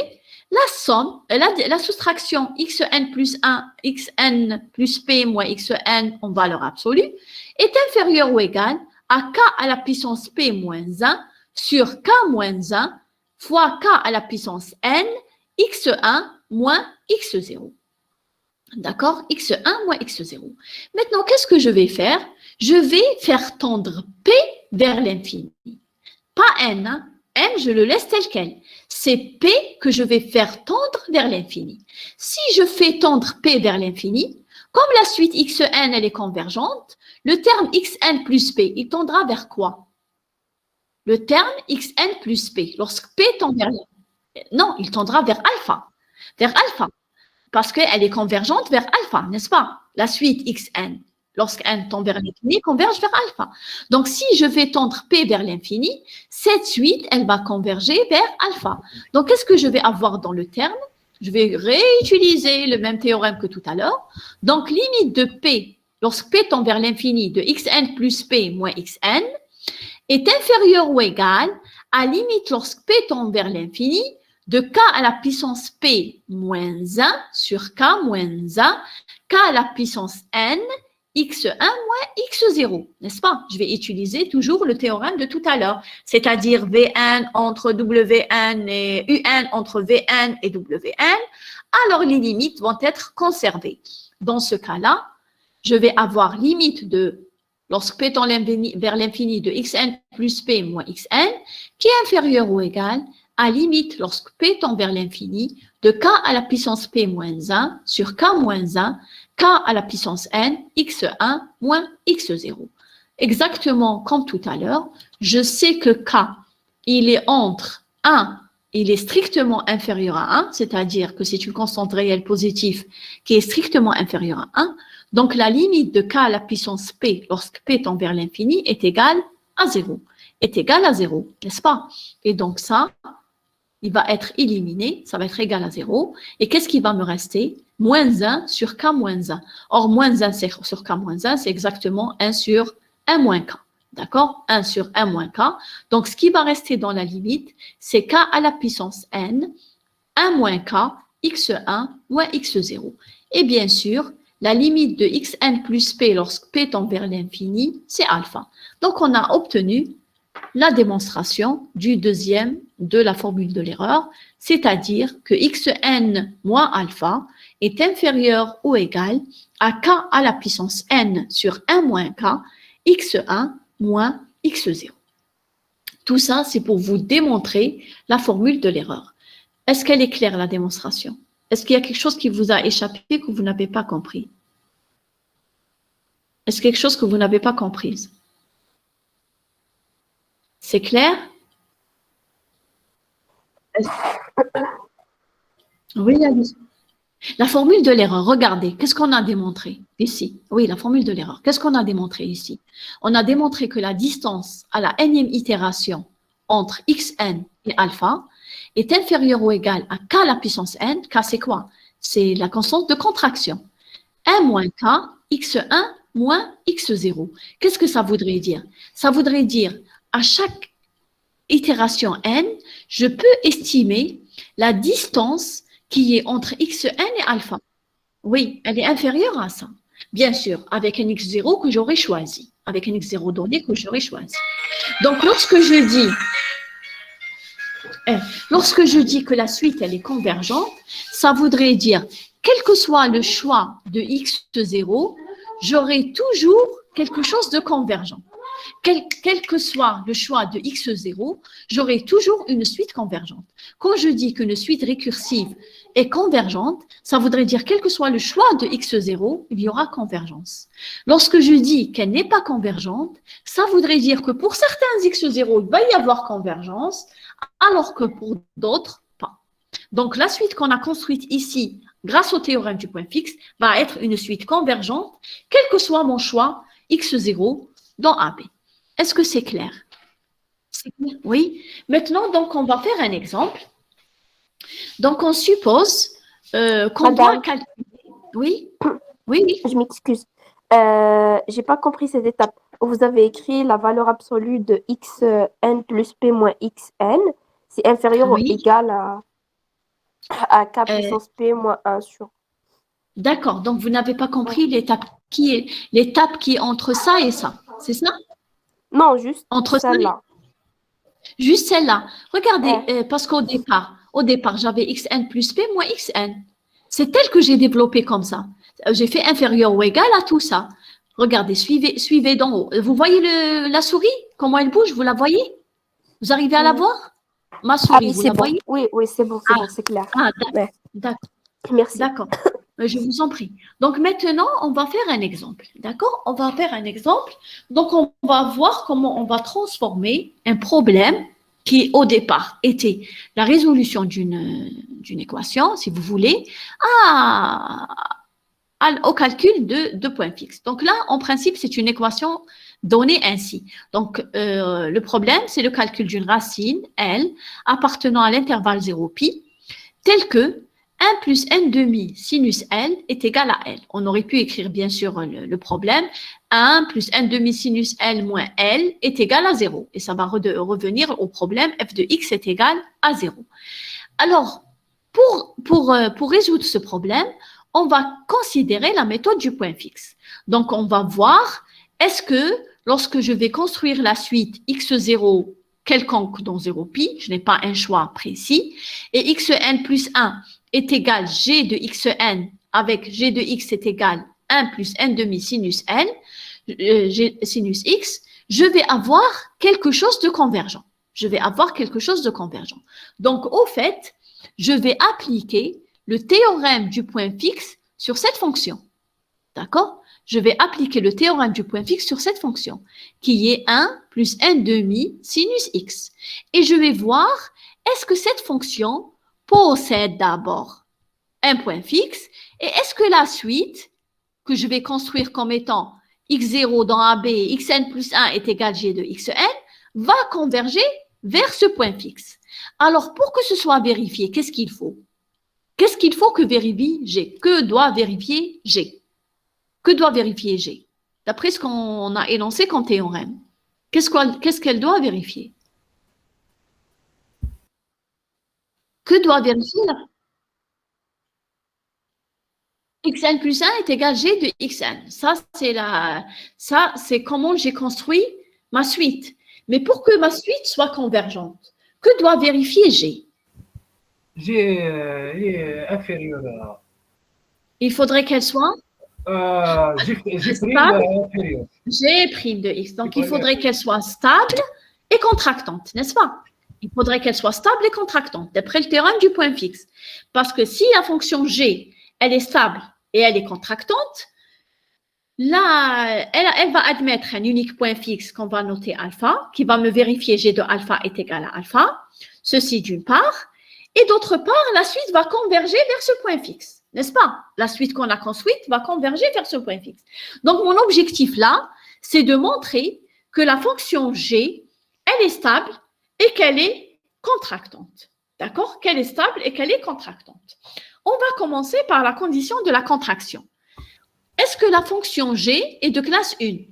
Regardez, c'est la fonction 1 plus n demi sinus. Voilà, sur 0pi, elle est même de classe infinie. Je peux toujours dériver sinus indéfiniment de fois et je vais tomber toujours sur quelque chose de continu, ou bien cosinus ou bien sinus, et dans les deux cas, elle va être une fonction continue. Donc, la fonction G, elle est même de classe infinie. Si elle est de classe infinie, donc de classe C1, je peux appliquer la remarque de tout à l'heure. Qu'est-ce qu'elle dit, la remarque de tout à l'heure? Elle dit que pour qu'elle soit contractante, il faudrait que le maximum de G' en valeur absolue soit strictement à 1, soit strictement inférieur à 1. Je vais regarder G'. G, c'est quoi? C'est 1 plus n demi sinus x, n'est-ce pas? Alors, G', c'est quoi? Par définition, c'est n demi cosinus x, n'est-ce pas? G', c'est n demi cosinus x. N demi cosinus x dans l'intervalle 0pi, quelle est la valeur maximale qu'il prend? En valeur absolue, bien sûr. En valeur absolue, quelle est la valeur maximale? C'est 1 sur 2. C'est 1 sur 2. C'est 1, n'est-ce pas? Le cosinus. Voilà, il va de 0 jusqu'à... Bon, quand on est entre 0 et pi, le cosinus, il va de moins 1 jusqu'à 1, n'est-ce pas? Le cosinus, il va de moins 1 jusqu'à 1 quand on est entre 0 et pi. Le maximum en valeur absolue qu'il prend, c'est 1. Et c'est multiplié par n demi. C'est multiplié par n demi à cause de la fonction. Donc, le maximum, c'est n demi. C'est n demi. Et c'est n demi, c'est 1 sur 2. C'est inférieur à 1. Donc, la condition de la contraction est vérifiée. Donc, la fonction qu'on a choisie là, c'est une fonction qui est contractante. C'est une fonction qui est contractante. Donc, elle ne pose pas de problème. On va regarder maintenant si elle est stable. Qu'est-ce que ça veut dire qu'elle est stable? Ça voudrait dire, quel que soit x dans l'intervalle 0pi, il faudrait que l'image g de x reste dans l'intervalle 0pi, n'est-ce pas? Il faudrait que l'image reste dans l'intervalle 0pi. C'est ça la stabilité.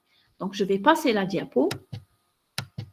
Donc, il faudrait que quel que soit x entre 0 et pi, g de x doit être toujours entre 0 et pi. D'accord? Alors, je vais regarder, je vais en quelque sorte étudier cette fonction. D'accord? Je vais étudier cette fonction. Qu'est-ce que je remarque? Je remarque que la fonction G', c'est n demi cosinus x. D'accord? C'est n demi cosinus x. Elle s'annule en pi sur 2. Elle s'annule en pi sur 2. Donc, la fonction, elle est comment? Elle est croissante. Parce qu'entre 0 et pi sur 2, c'est positif, donc elle est croissante. Entre pi sur 2 et pi, elle est décroissante. Elle est décroissante. Donc, les valeurs qu'elle va prendre, on va regarder la fonction, quelles sont les valeurs qu'elle va prendre, g de 0 pi, ça va être entre 1 et on va arriver à 3 sur 2. Ensuite, de 3 sur 2, on va redescendre vers 1. Donc, au fait, l'image de tout 0 pi, c'est entre 1 et 3 sur 2. C'est entre 1 et 3 sur 2. Regardez même dans le graphe, c'est clair dans le graphe. Hein? C'est clair dans le graphe. Donc, la fonction g, elle va de 1, elle est croissante jusqu'à 3 sur 2, 1,5. En bas de 1,5, elle redescend vers 1. Donc, l'image de 0 pi, c'est 1, 3 sur 2. Elle est contenue, bien sûr, dans 0 pi. Pi, c'est 3,14 et 3 sur 2, c'est 1,5. Donc, elle est contenue dans 0 pi. Ça voudrait dire que la fonction g de tout à l'heure est une fonction qui est contractante, on vient de le démontrer, et c'est une fonction qui est stable. D'accord? Qui est stable. Autrement dit, la suite qu'on va construire, elle va forcément converger vers le point fixe de la fonction g. Elle va forcément converger vers le point fixe de la fonction g. Est-ce que c'est clair? Est-ce que c'est clair comment on a démontré que la suite était convergente? Oui. Donc maintenant, si je vous demande par exemple de chercher le nombre d'itérations nécessaires, qu'est-ce que vous allez faire? Qu'est-ce que vous allez utiliser? Attendez, j'avance. Je ne sais pas si j'ai fait ça. Non, je ne l'ai pas fait, mais on peut le faire. Alors, regardez, si on demande quel est le nombre d'itérations nécessaires pour approcher cette racine à 10 puissance moins 3, par exemple, ou moins 4, qu'est-ce que vous allez utiliser? La formule d'erreur. Vous allez utiliser la formule de l'erreur. Donc, vous allez utiliser la formule de l'erreur. Donc, je reprends maintenant, je vais revenir vers une seconde vers la formule. Donc, la formule de l'erreur, c'est de dire que xn moins alpha en valeur absolue est inférieur ou égal à k à la puissance n moins k x1 moins x0. C'est ça la formule de l'erreur, n'est-ce pas? Le k, il est égal à combien dans notre exercice? Le k, il est égal à combien? C'est quoi le k? C'est 1 sur 2, très bien. Le k dans l'exercice, c'est 1 sur 2. Donc, au fait, je vais juste remplacer le k par 1 sur 2. Le x0, je peux choisir n'importe quel élément dans 0 pi. Je peux par exemple choisir 0. Et je trouve le nombre d'itérations nécessaires. Donc, je peux trouver le nombre d'itérations nécessaires en utilisant la formule de l'erreur. En utilisant la formule de l'erreur. Est-ce que c'est clair jusque-là? Est-ce que c'est clair? Est-ce que vous avez des questions? C'est clair? Oui?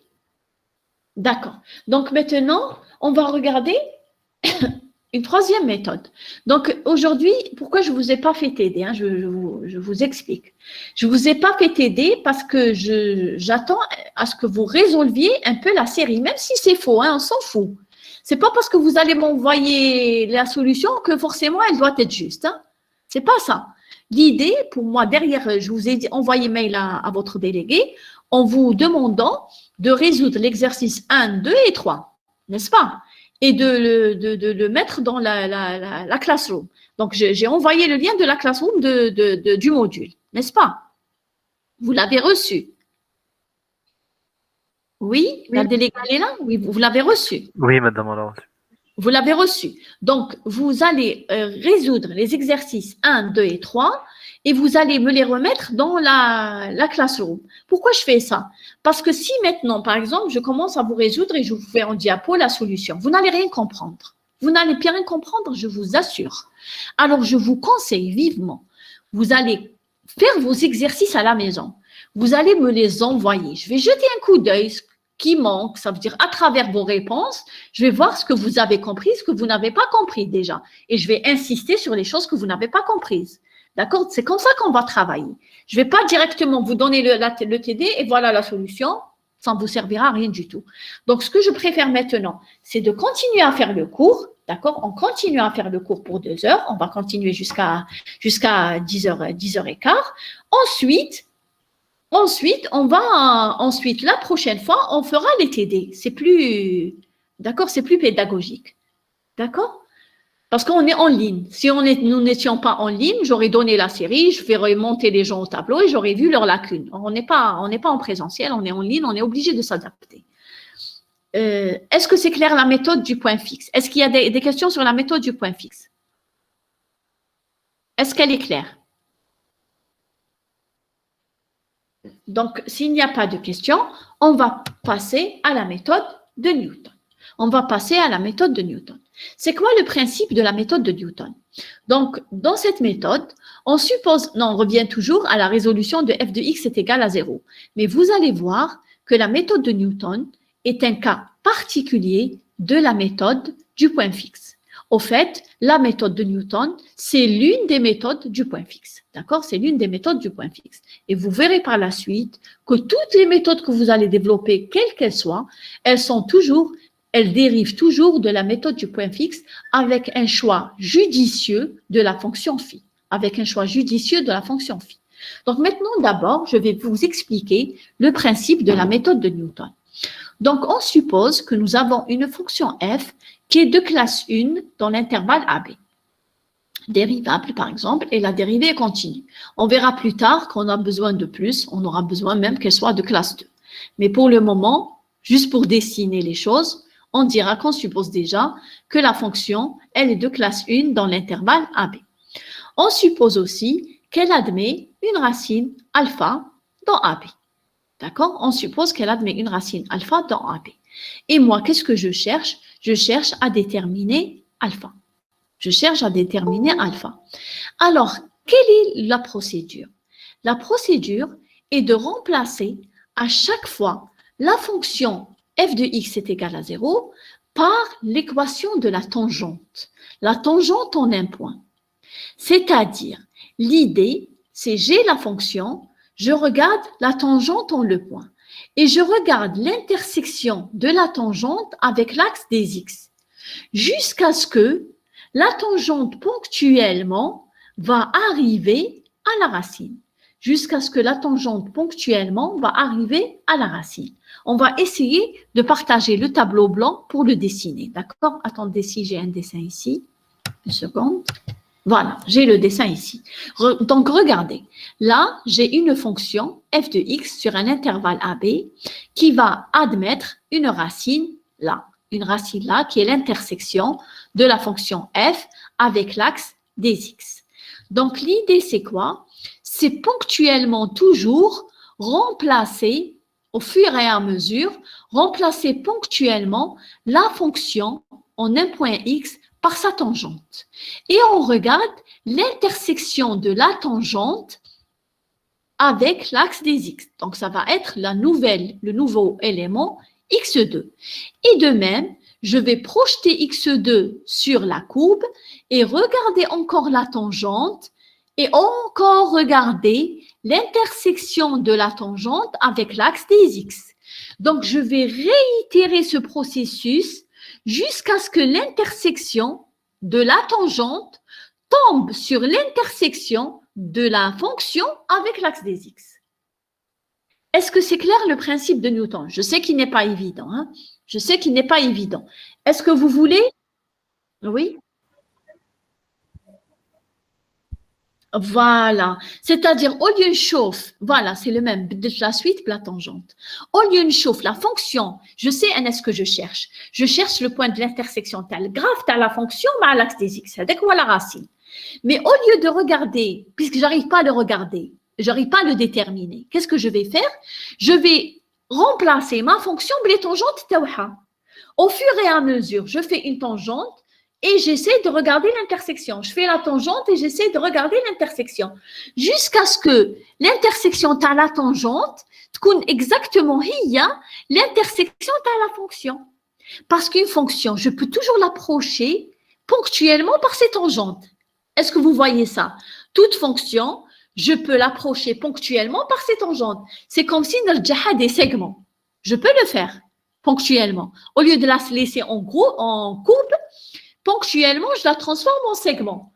Donc, c'est à chaque fois, j'essaie de remplacer ma courbe par sa tangente, par la tangente qui vient après, par la tangente qui vient après, jusqu'à ce que l'intersection tombe sur le point que je cherche. Est-ce que c'est clair le concept? Est-ce qu'il est clair le concept? Allez-y, si vous avez des questions, posez-les. Ne laissez pas la méthode de Newton vous filer comme ça. Est-ce que c'est clair le concept? Est-ce que vous avez compris? Oui, madame. Oui? Oui pour tout le monde? Oui?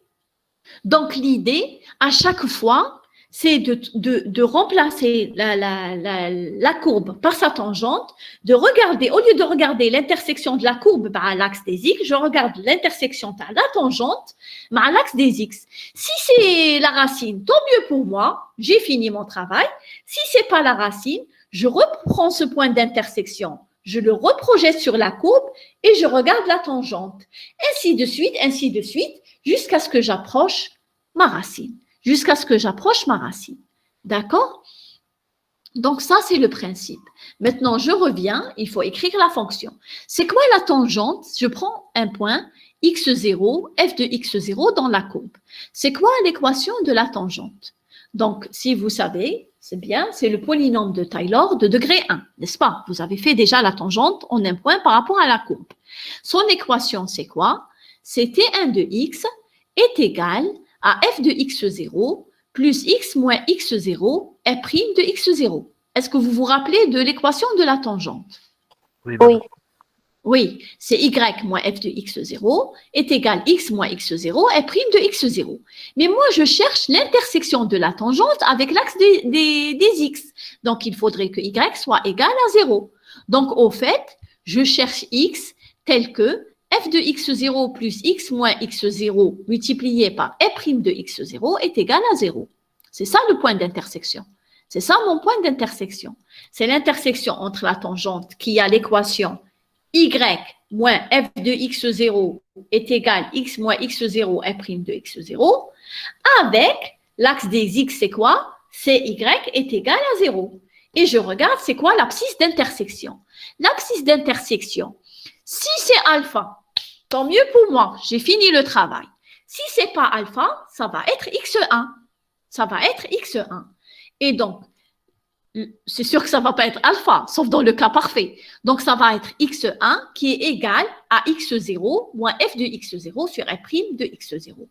Et je réitère le processus. Je prends x1 avec f de x1, un nouveau point de la courbe, et lui aussi, je lui calcule sa tangente et je regarde l'intersection avec l'axe des x. Et je continue à construire ainsi mes abscisses. Donc, les abscisses de la méthode de Newton, c'est quoi? C'est xn plus 1, ou les éléments de la suite de Newton, c'est xn plus 1 est égal à xn moins f de xn sur f' de xn. C'est xn plus 1 est égal à xn moins f de xn sur f' de xn. C'est ça la suite de Newton. Maintenant, graphiquement, cela représente, comme je suis en train de vous dire, toujours l'abscisse d'intersection du point xn f de xn, de la tangente au point xn f de xn, avec l'axe des x. Donc c'est ça ce que représentent les éléments de la suite de Newton.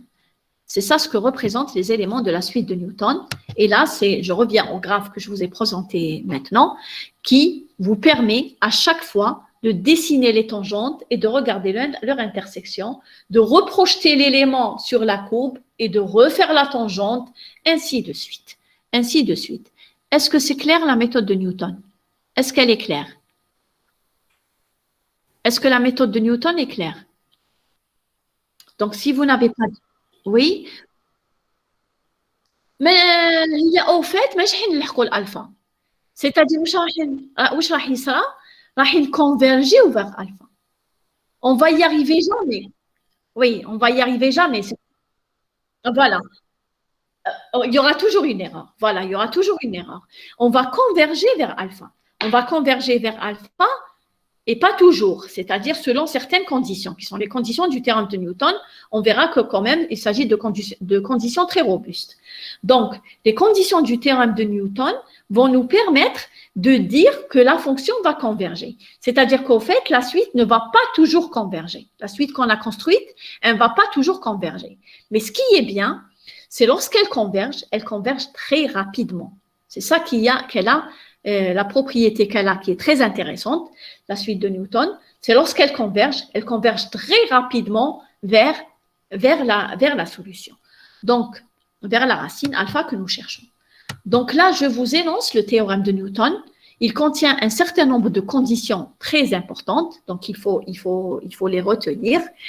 Alors, dans le théorème de Newton, qu'est-ce qu'on va imposer à f? On va imposer à f d'être de classe 2 dans l'intervalle AB. On va lui imposer d'être de classe 2, c'est-à-dire dérivable et la dérivée continue. On va imposer à f, c'est que f de A fois f de B soit inférieur à 0, c'est-à-dire qu'il y ait un changement de signe. Il faudrait qu'il y ait dans mon intervalle un changement de signe. La deuxième condition, laquelle je suis sûre que vous avez remarqué, c'est que f' de x doit être différent de 0. Pourquoi est-ce que f' de x doit être différent de 0? Pourquoi est-ce que f' doit être différent de 0? Qu'est-ce que je suis en train de faire? Je suis en train de... la tangente met couche parallèle l'axe des x. Parce que le f' elle est égale à 0. Lorsque f' elle est égale à 0, qu'est-ce qui se passe? Ça voudrait dire que la tangente dit parallèle à l'axe des x. C'est ça ce que ça voudrait dire, n'est-ce pas? Ça voudrait dire l'équation de tout à l'heure. L'équation de tout à l'heure, qu'est-ce qu'on a dit? C'est quoi l'équation de la tangente en un point x0, f de x0? C'est y moins f de x0 est égal à f' de x0, x moins x0. Or, si f' de x0 est égal à 0, qu'est-ce qu'on va avoir? Y est égal à f de x0, n'est-ce pas? Y est égal à f de x0. Y est égal à f de x0, ça veut dire que c'est une droite qui est parallèle à l'axe des x. Qui est parallèle à l'axe des x. Si elle est parallèle à l'axe des x, comment je vais calculer x1? Il n'existe plus. Il n'existe plus. Il n'y a pas d'intersection avec l'axe des x. Vous avez compris pourquoi f' doit être différente de 0? Est-ce que vous avez compris? Si vous voulez, je reprends, il n'y a pas de problème. Hein? Moi, j'ai pas compris. D'accord. Donc, pourquoi est-ce que f' doit être différent de 0? Nous, comment on construit x1 ou la x2 ou la x3? Comment on la construit? À chaque fois, on calcule la tangente, on va déchauffer l'intersection de la tangente à l'axe des x. Qui compte par exemple, au départ, x0 par exemple, f de x0 est égal à 0. Si vous écrivez l'équation de la tangente, ça ne veut rien, prenez un stylo à côté de vous et écrivez. C'est quoi l'équation de la tangente? Au point x0, f de x0, c'est quoi? C'est y moins f de x0 est égal à f' de x0, x moins x0, n'est-ce pas? C'est ça l'équation de la tangente. C'est quoi? C'est ça l'équation de la tangente. Mais f' de x0, il est nul. Donc, l'équation de la tangente, qu'est-ce qu'elle va devenir? Elle va devenir y moins f de x0 est égal à 0. N'est-ce pas? Et donc, elle va devenir y est égal f de x0. C'est ça l'équation de la tangente si f' de x0 est égal à 0. Et donc, la tangente, elle va être parallèle à l'axe des x. Si elle lui est parallèle, qui fait calculer x1? Il n'y a pas d'intersection. C'est clair maintenant? Oui. Oui, maintenant c'est clair? Donc, f' de x, à chaque fois, il doit être non nul. Alors, il doit être non nul. À chaque fois, on a le point d'intersection. La tangente intersecte l'axe des x. D'accord? Donc, f' de x0 doit être différente de x0, quel que soit x appartenant à AB. F' et f seconde gardent un signe constant. Cette condition-là, c'est surtout par rapport à ce que la suite ne dégénère pas. Autrement dit, la suite, calculer les intersections, je calcule les intersections au fur et à mesure. Une intersection, à l'intervalle AB, c'est possible. Et dès qu'elle est à l'intervalle AB, qu'est-ce qui va se passer?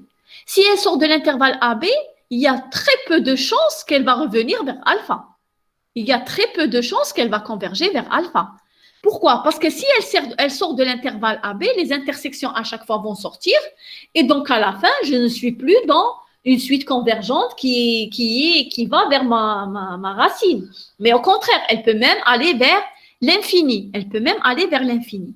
Donc, les conditions f' et f seconde gardent un signe constant sur l'intervalle AB ont surtout été imposées par rapport à ce que la suite ne dégénère pas, c'est-à-dire à ce que la suite ne sort pas de l'intervalle.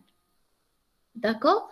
Et maintenant, la quatrième condition, qui est la condition de l'arc, qu'on appelle la condition de l'arc, celle-ci, elle impose à ce que l'arc le plus grand soit toujours plus petit que l'intervalle AB. L'arc le plus grand obtenu dans la courbe soit toujours plus petit que l'intervalle AB. Donc, elle est transcrite mathématiquement de la manière suivante. Si on note C, l'élément où f' atteint son minimum, donc où la courbure de l'arc est la plus grande possible, on supposera alors que f de C sur f' de C, en valeur absolue, doit être inférieur ou égal à B moins A. A B moins A, c'est-à-dire la longueur de l'intervalle. Donc, je reprends. Les conditions de la méthode de Newton sont les suivantes. La première, il faudrait que f soit de classe 2 dans l'intervalle AB. Il faudrait que f de A fois f de B soit inférieur à 0. Donc, il faudrait qu'il y ait un changement de signe. Il faudrait aussi que f' de x soit différent de 0, quel que soit x dans AB. Ça, c'est pour assurer l'existence de xi. Troisième condition, il faudrait que f' et f seconde gardent un signe constant sur AB. Il faudrait que f' et f seconde gardent un signe constant. Regardez, quand je dis un signe constant, ça ne veut pas dire qu'elles sont positives toutes les deux ou la négative toutes les deux. Peut-être que l'une positive ou l'une négative, d'accord? Mais il faudrait que chacune d'elles garde un signe constant sur l'intervalle AB. Maintenant, la quatrième condition, si on note C, l'élément où f' en valeur absolue atteint son minimum, ce n'est pas le minimum de f', hein? Faisons très attention. Ce n'est pas le minimum de f', c'est l'élément où elle atteint son minimum. Ou alors elle va atteindre son minimum? Parce que f' est une fonction continue dans un intervalle borné et fermé. Et donc, elle atteint son maximum et elle atteint son minimum. Donc, il va y avoir un élément dans cet intervalle AB où f' est la plus petite possible. Alors, si on note C, l'élément où f' atteint son minimum, alors il faudrait que f de C sur f' de C soit inférieur ou égal à B moins 1. Maintenant, je reviens à ce C. Au fait, ce C, il s'agira, d'après les conditions qui sont 1, 2 et 3, il s'agira ou bien de A ou bien de B. D'accord? Ce C n'est rien d'autre que A ou B. On va dire alors, certains théorèmes, certaines formulations du théorème se disent de la manière suivante. Si f' de A en valeur absolue est inférieur ou égal à f' de B, alors C, c'est A. Sinon, C, c'est B. Et il faudrait que f de C sur f' de C soit inférieur ou égal à B moins 1. Donc, au fait, C, l'élément où f' en valeur absolue atteint son minimum, n'est rien d'autre que A ou B. Bien sûr, puisque f seconde garde un signe constant. Donc, f', elle est monotone. Donc, f', elle est monotone. Alors, si toutes ces conditions-là sont réunies, on va avoir la suite de Newton va converger, bien sûr, et elle va converger vers l'unique racine alpha de f sur AB. De plus, nous aurons la formule de l'erreur très intéressante, mais malheureusement, qui a besoin toujours d'une vérification au fur et à mesure. On va expliquer pourquoi. On aura x1 plus 1 moins alpha est inférieur ou égal à grand M sur 2 fois petit m, xn plus 1 moins xn au carré, où grand M, c'est le sup de f seconde, comme on peut dire le max de f seconde, et petit m, c'est le min de f', c'est-à-dire f' de c. Est-ce qu'il est clair le théorème de Newton? Si vous voulez, je le reprends, surtout les conditions. Surtout les conditions. Est-ce qu'elles sont claires? Madame, Oui. madame, est-ce que c'est La possible dernière de répéter la quatrième? La quatrième condition. Donc, la quatrième condition, qu'est-ce qu'elle dit? Si on note C, l'élément où f' en valeur absolue atteint son minimum. f' en valeur absolue, elle va atteindre son minimum quelque part. f' est une fonction continue, n'est-ce pas? Puisqu'on a imposé à f d'être de classe C2.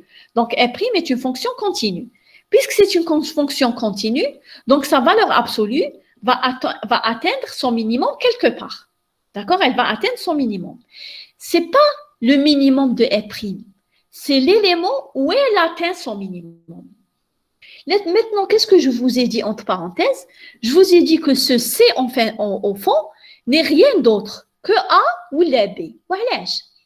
Parce que f' garde un signe constant. Maintenant, elle est ou bien positive ou bien négative. Vous êtes d'accord? Et f seconde aussi garde un signe constant. Ouch maintenant.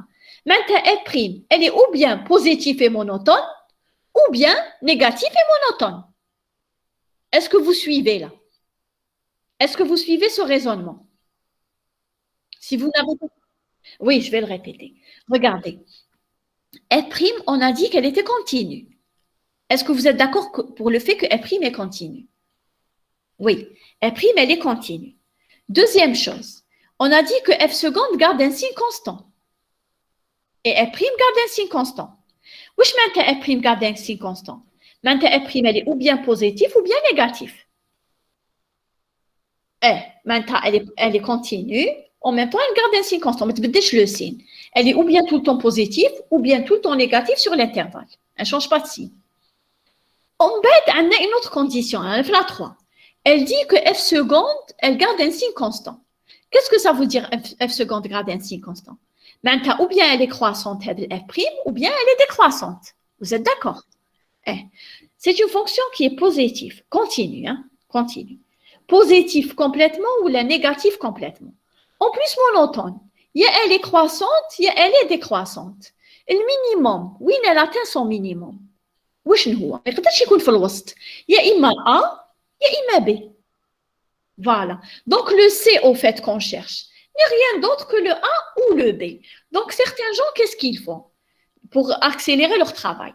Ils disent que si f' de C, f' de A, en valeur absolue est inférieur ou égal à f' de B en valeur absolue, معناتها C هي A. Sinon, C هي B. Puisqu'à بالي C il y a إما A, il y a إما B. D'accord? C'est clair l'élément C. C'est clair c'est quoi? C'est clair pour tout le monde?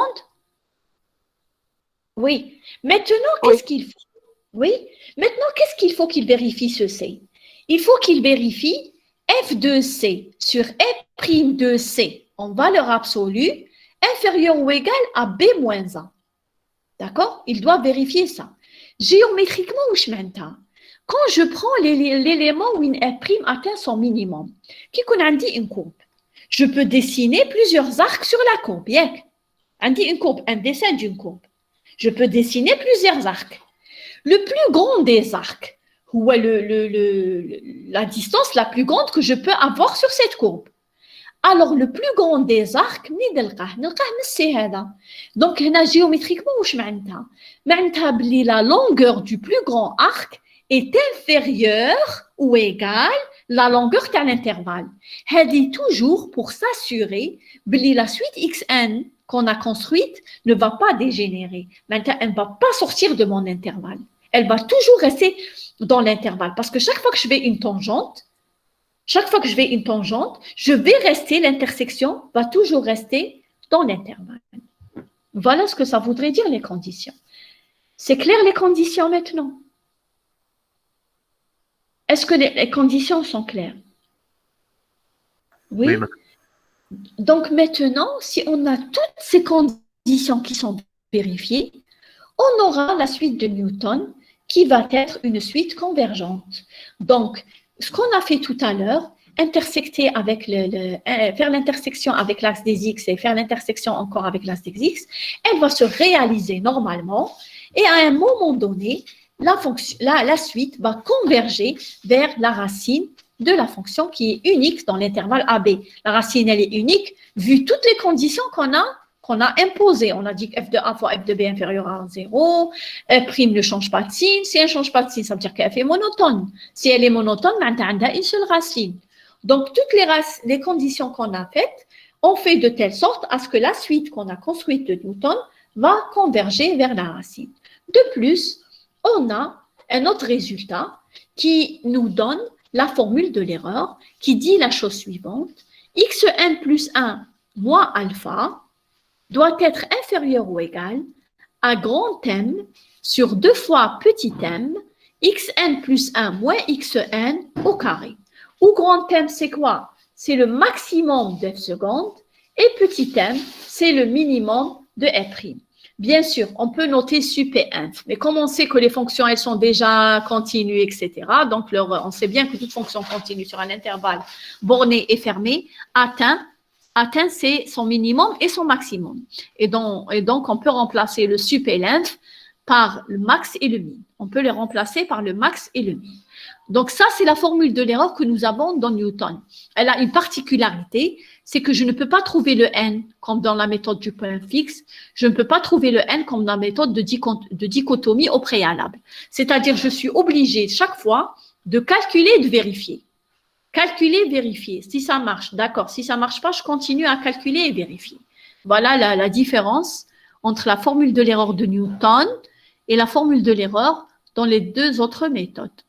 Est-ce que c'est clair ce qu'on a fait aujourd'hui? Est-ce que c'est clair? Oui.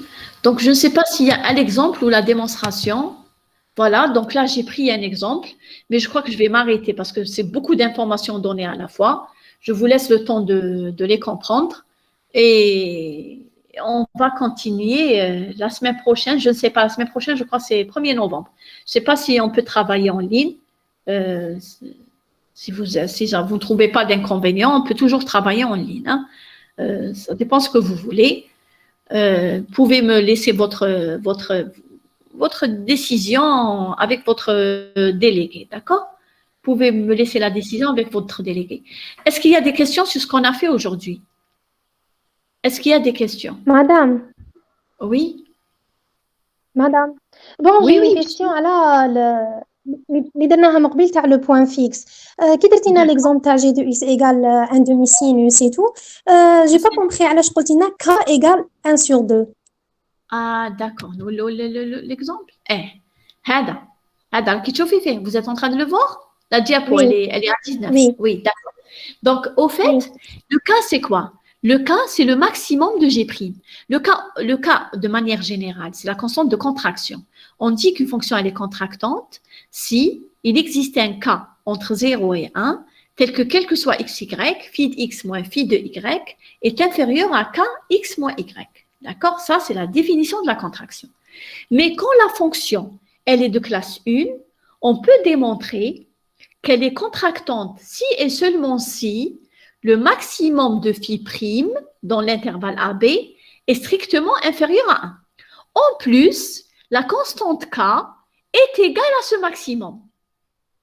La constante K de contraction est égale à ce maximum. Je vous ai dit tout à l'heure que pour essayer de démontrer ce petit résultat, vous pouvez utiliser le théorème des accroissements finis que vous avez fait l'année dernière. Vous allez voir qu'effectivement, le cas, c'est le maximum de phi prime. Donc ici, le maximum de phi prime, c'est 1,5. Donc, K est égal à 1,5. D'accord? D'accord, c'est clair. C'est clair? Est-ce qu'il y a d'autres Oui, c'est questions? Merci. Est-ce qu'il y a d'autres questions? Est-ce qu'il y a d'autres questions? Est-ce que vous avez d'autres questions? Madame, Oui. dans la dernière page, Oui, la dernière, je reviens à la dernière. Oui. Dans la méthode de Newton? Ici? madame. D'accord. Le 1 majuscule, le 1 minuscule. Ah oui, le 1 majuscule, c'est quoi? Le 1 majuscule, c'est le sup de la fonction f seconde. Il y a le sup, mais au fait, c'est le max. Parce que f seconde, c'est une fonction continue dans l'intervalle AB. Vous avez appris l'année dernière que toute fonction continue sur un intervalle atteint ses bornes. Maintenant, le grand thème, c'est quoi? C'est le maximum de f seconde qui te compte l'intervalle AB. Quel est le maximum des valeurs qu'elle prend en valeur absolue? Et le petit thème, c'est quoi? C'est le minimum des f' en valeur absolue. D'accord? Autrement dit, c'est le f' de C, d'après ce qu'on vient de voir dans la condition 4. C'est le f' de C en valeur absolue. C'est clair, c'est quoi le grand thème, petit thème? Oui, madame. Oui. Est-ce que vous avez d'autres Oui, madame. questions? C'est bon? Est-ce que vous avez d'autres questions? Allez-y, est-ce que vous avez des questions sur ce qu'on a fait maintenant? Non. C'est clair? Donc maintenant, ce que je vous conseille de faire, c'est de reprendre. Je vais vous envoyer le cours, hein, je vais vous l'envoyer. Le problème, c'est que maintenant, si je vous envoie le cours, je vous l'envoie au complet. Mais ça ne fait rien. Je vais voir si j'arrive à vous envoyer jusqu'à ce qu'on a fait. Donc, parce que c'est antipédagogique si je vous envoie le cours complet, parce qu'après, vous n'avez pas assisté, croire que vous avez compris, alors que vous n'avez pas compris, ce qui n'est pas bien pour vous. Alors ce que je vous conseille de faire, c'est de revoir tout ce qu'on a fait et de commencer à résoudre les exercices de la série, d'accord? Et au fur et à mesure, chaque fois que vous résolvez des exercices, vous me les envoyez sur la classroom, d'accord? Comme ça, je vais vérifier est-ce que réellement vous avez compris ce qu'on a fait. Oui? Vous êtes toujours là? Oui, madame. D'accord. Donc, je mets fin à la vidéoconférence. On se voit lundi prochain si vous êtes d'accord. D'accord? Vous m'envoyez votre réponse parce que je sais que c'est férié, mais d'accord. Alors, bon courage. D'accord, bon courage. Je vous en prie, bon courage et révisez bien. Merci.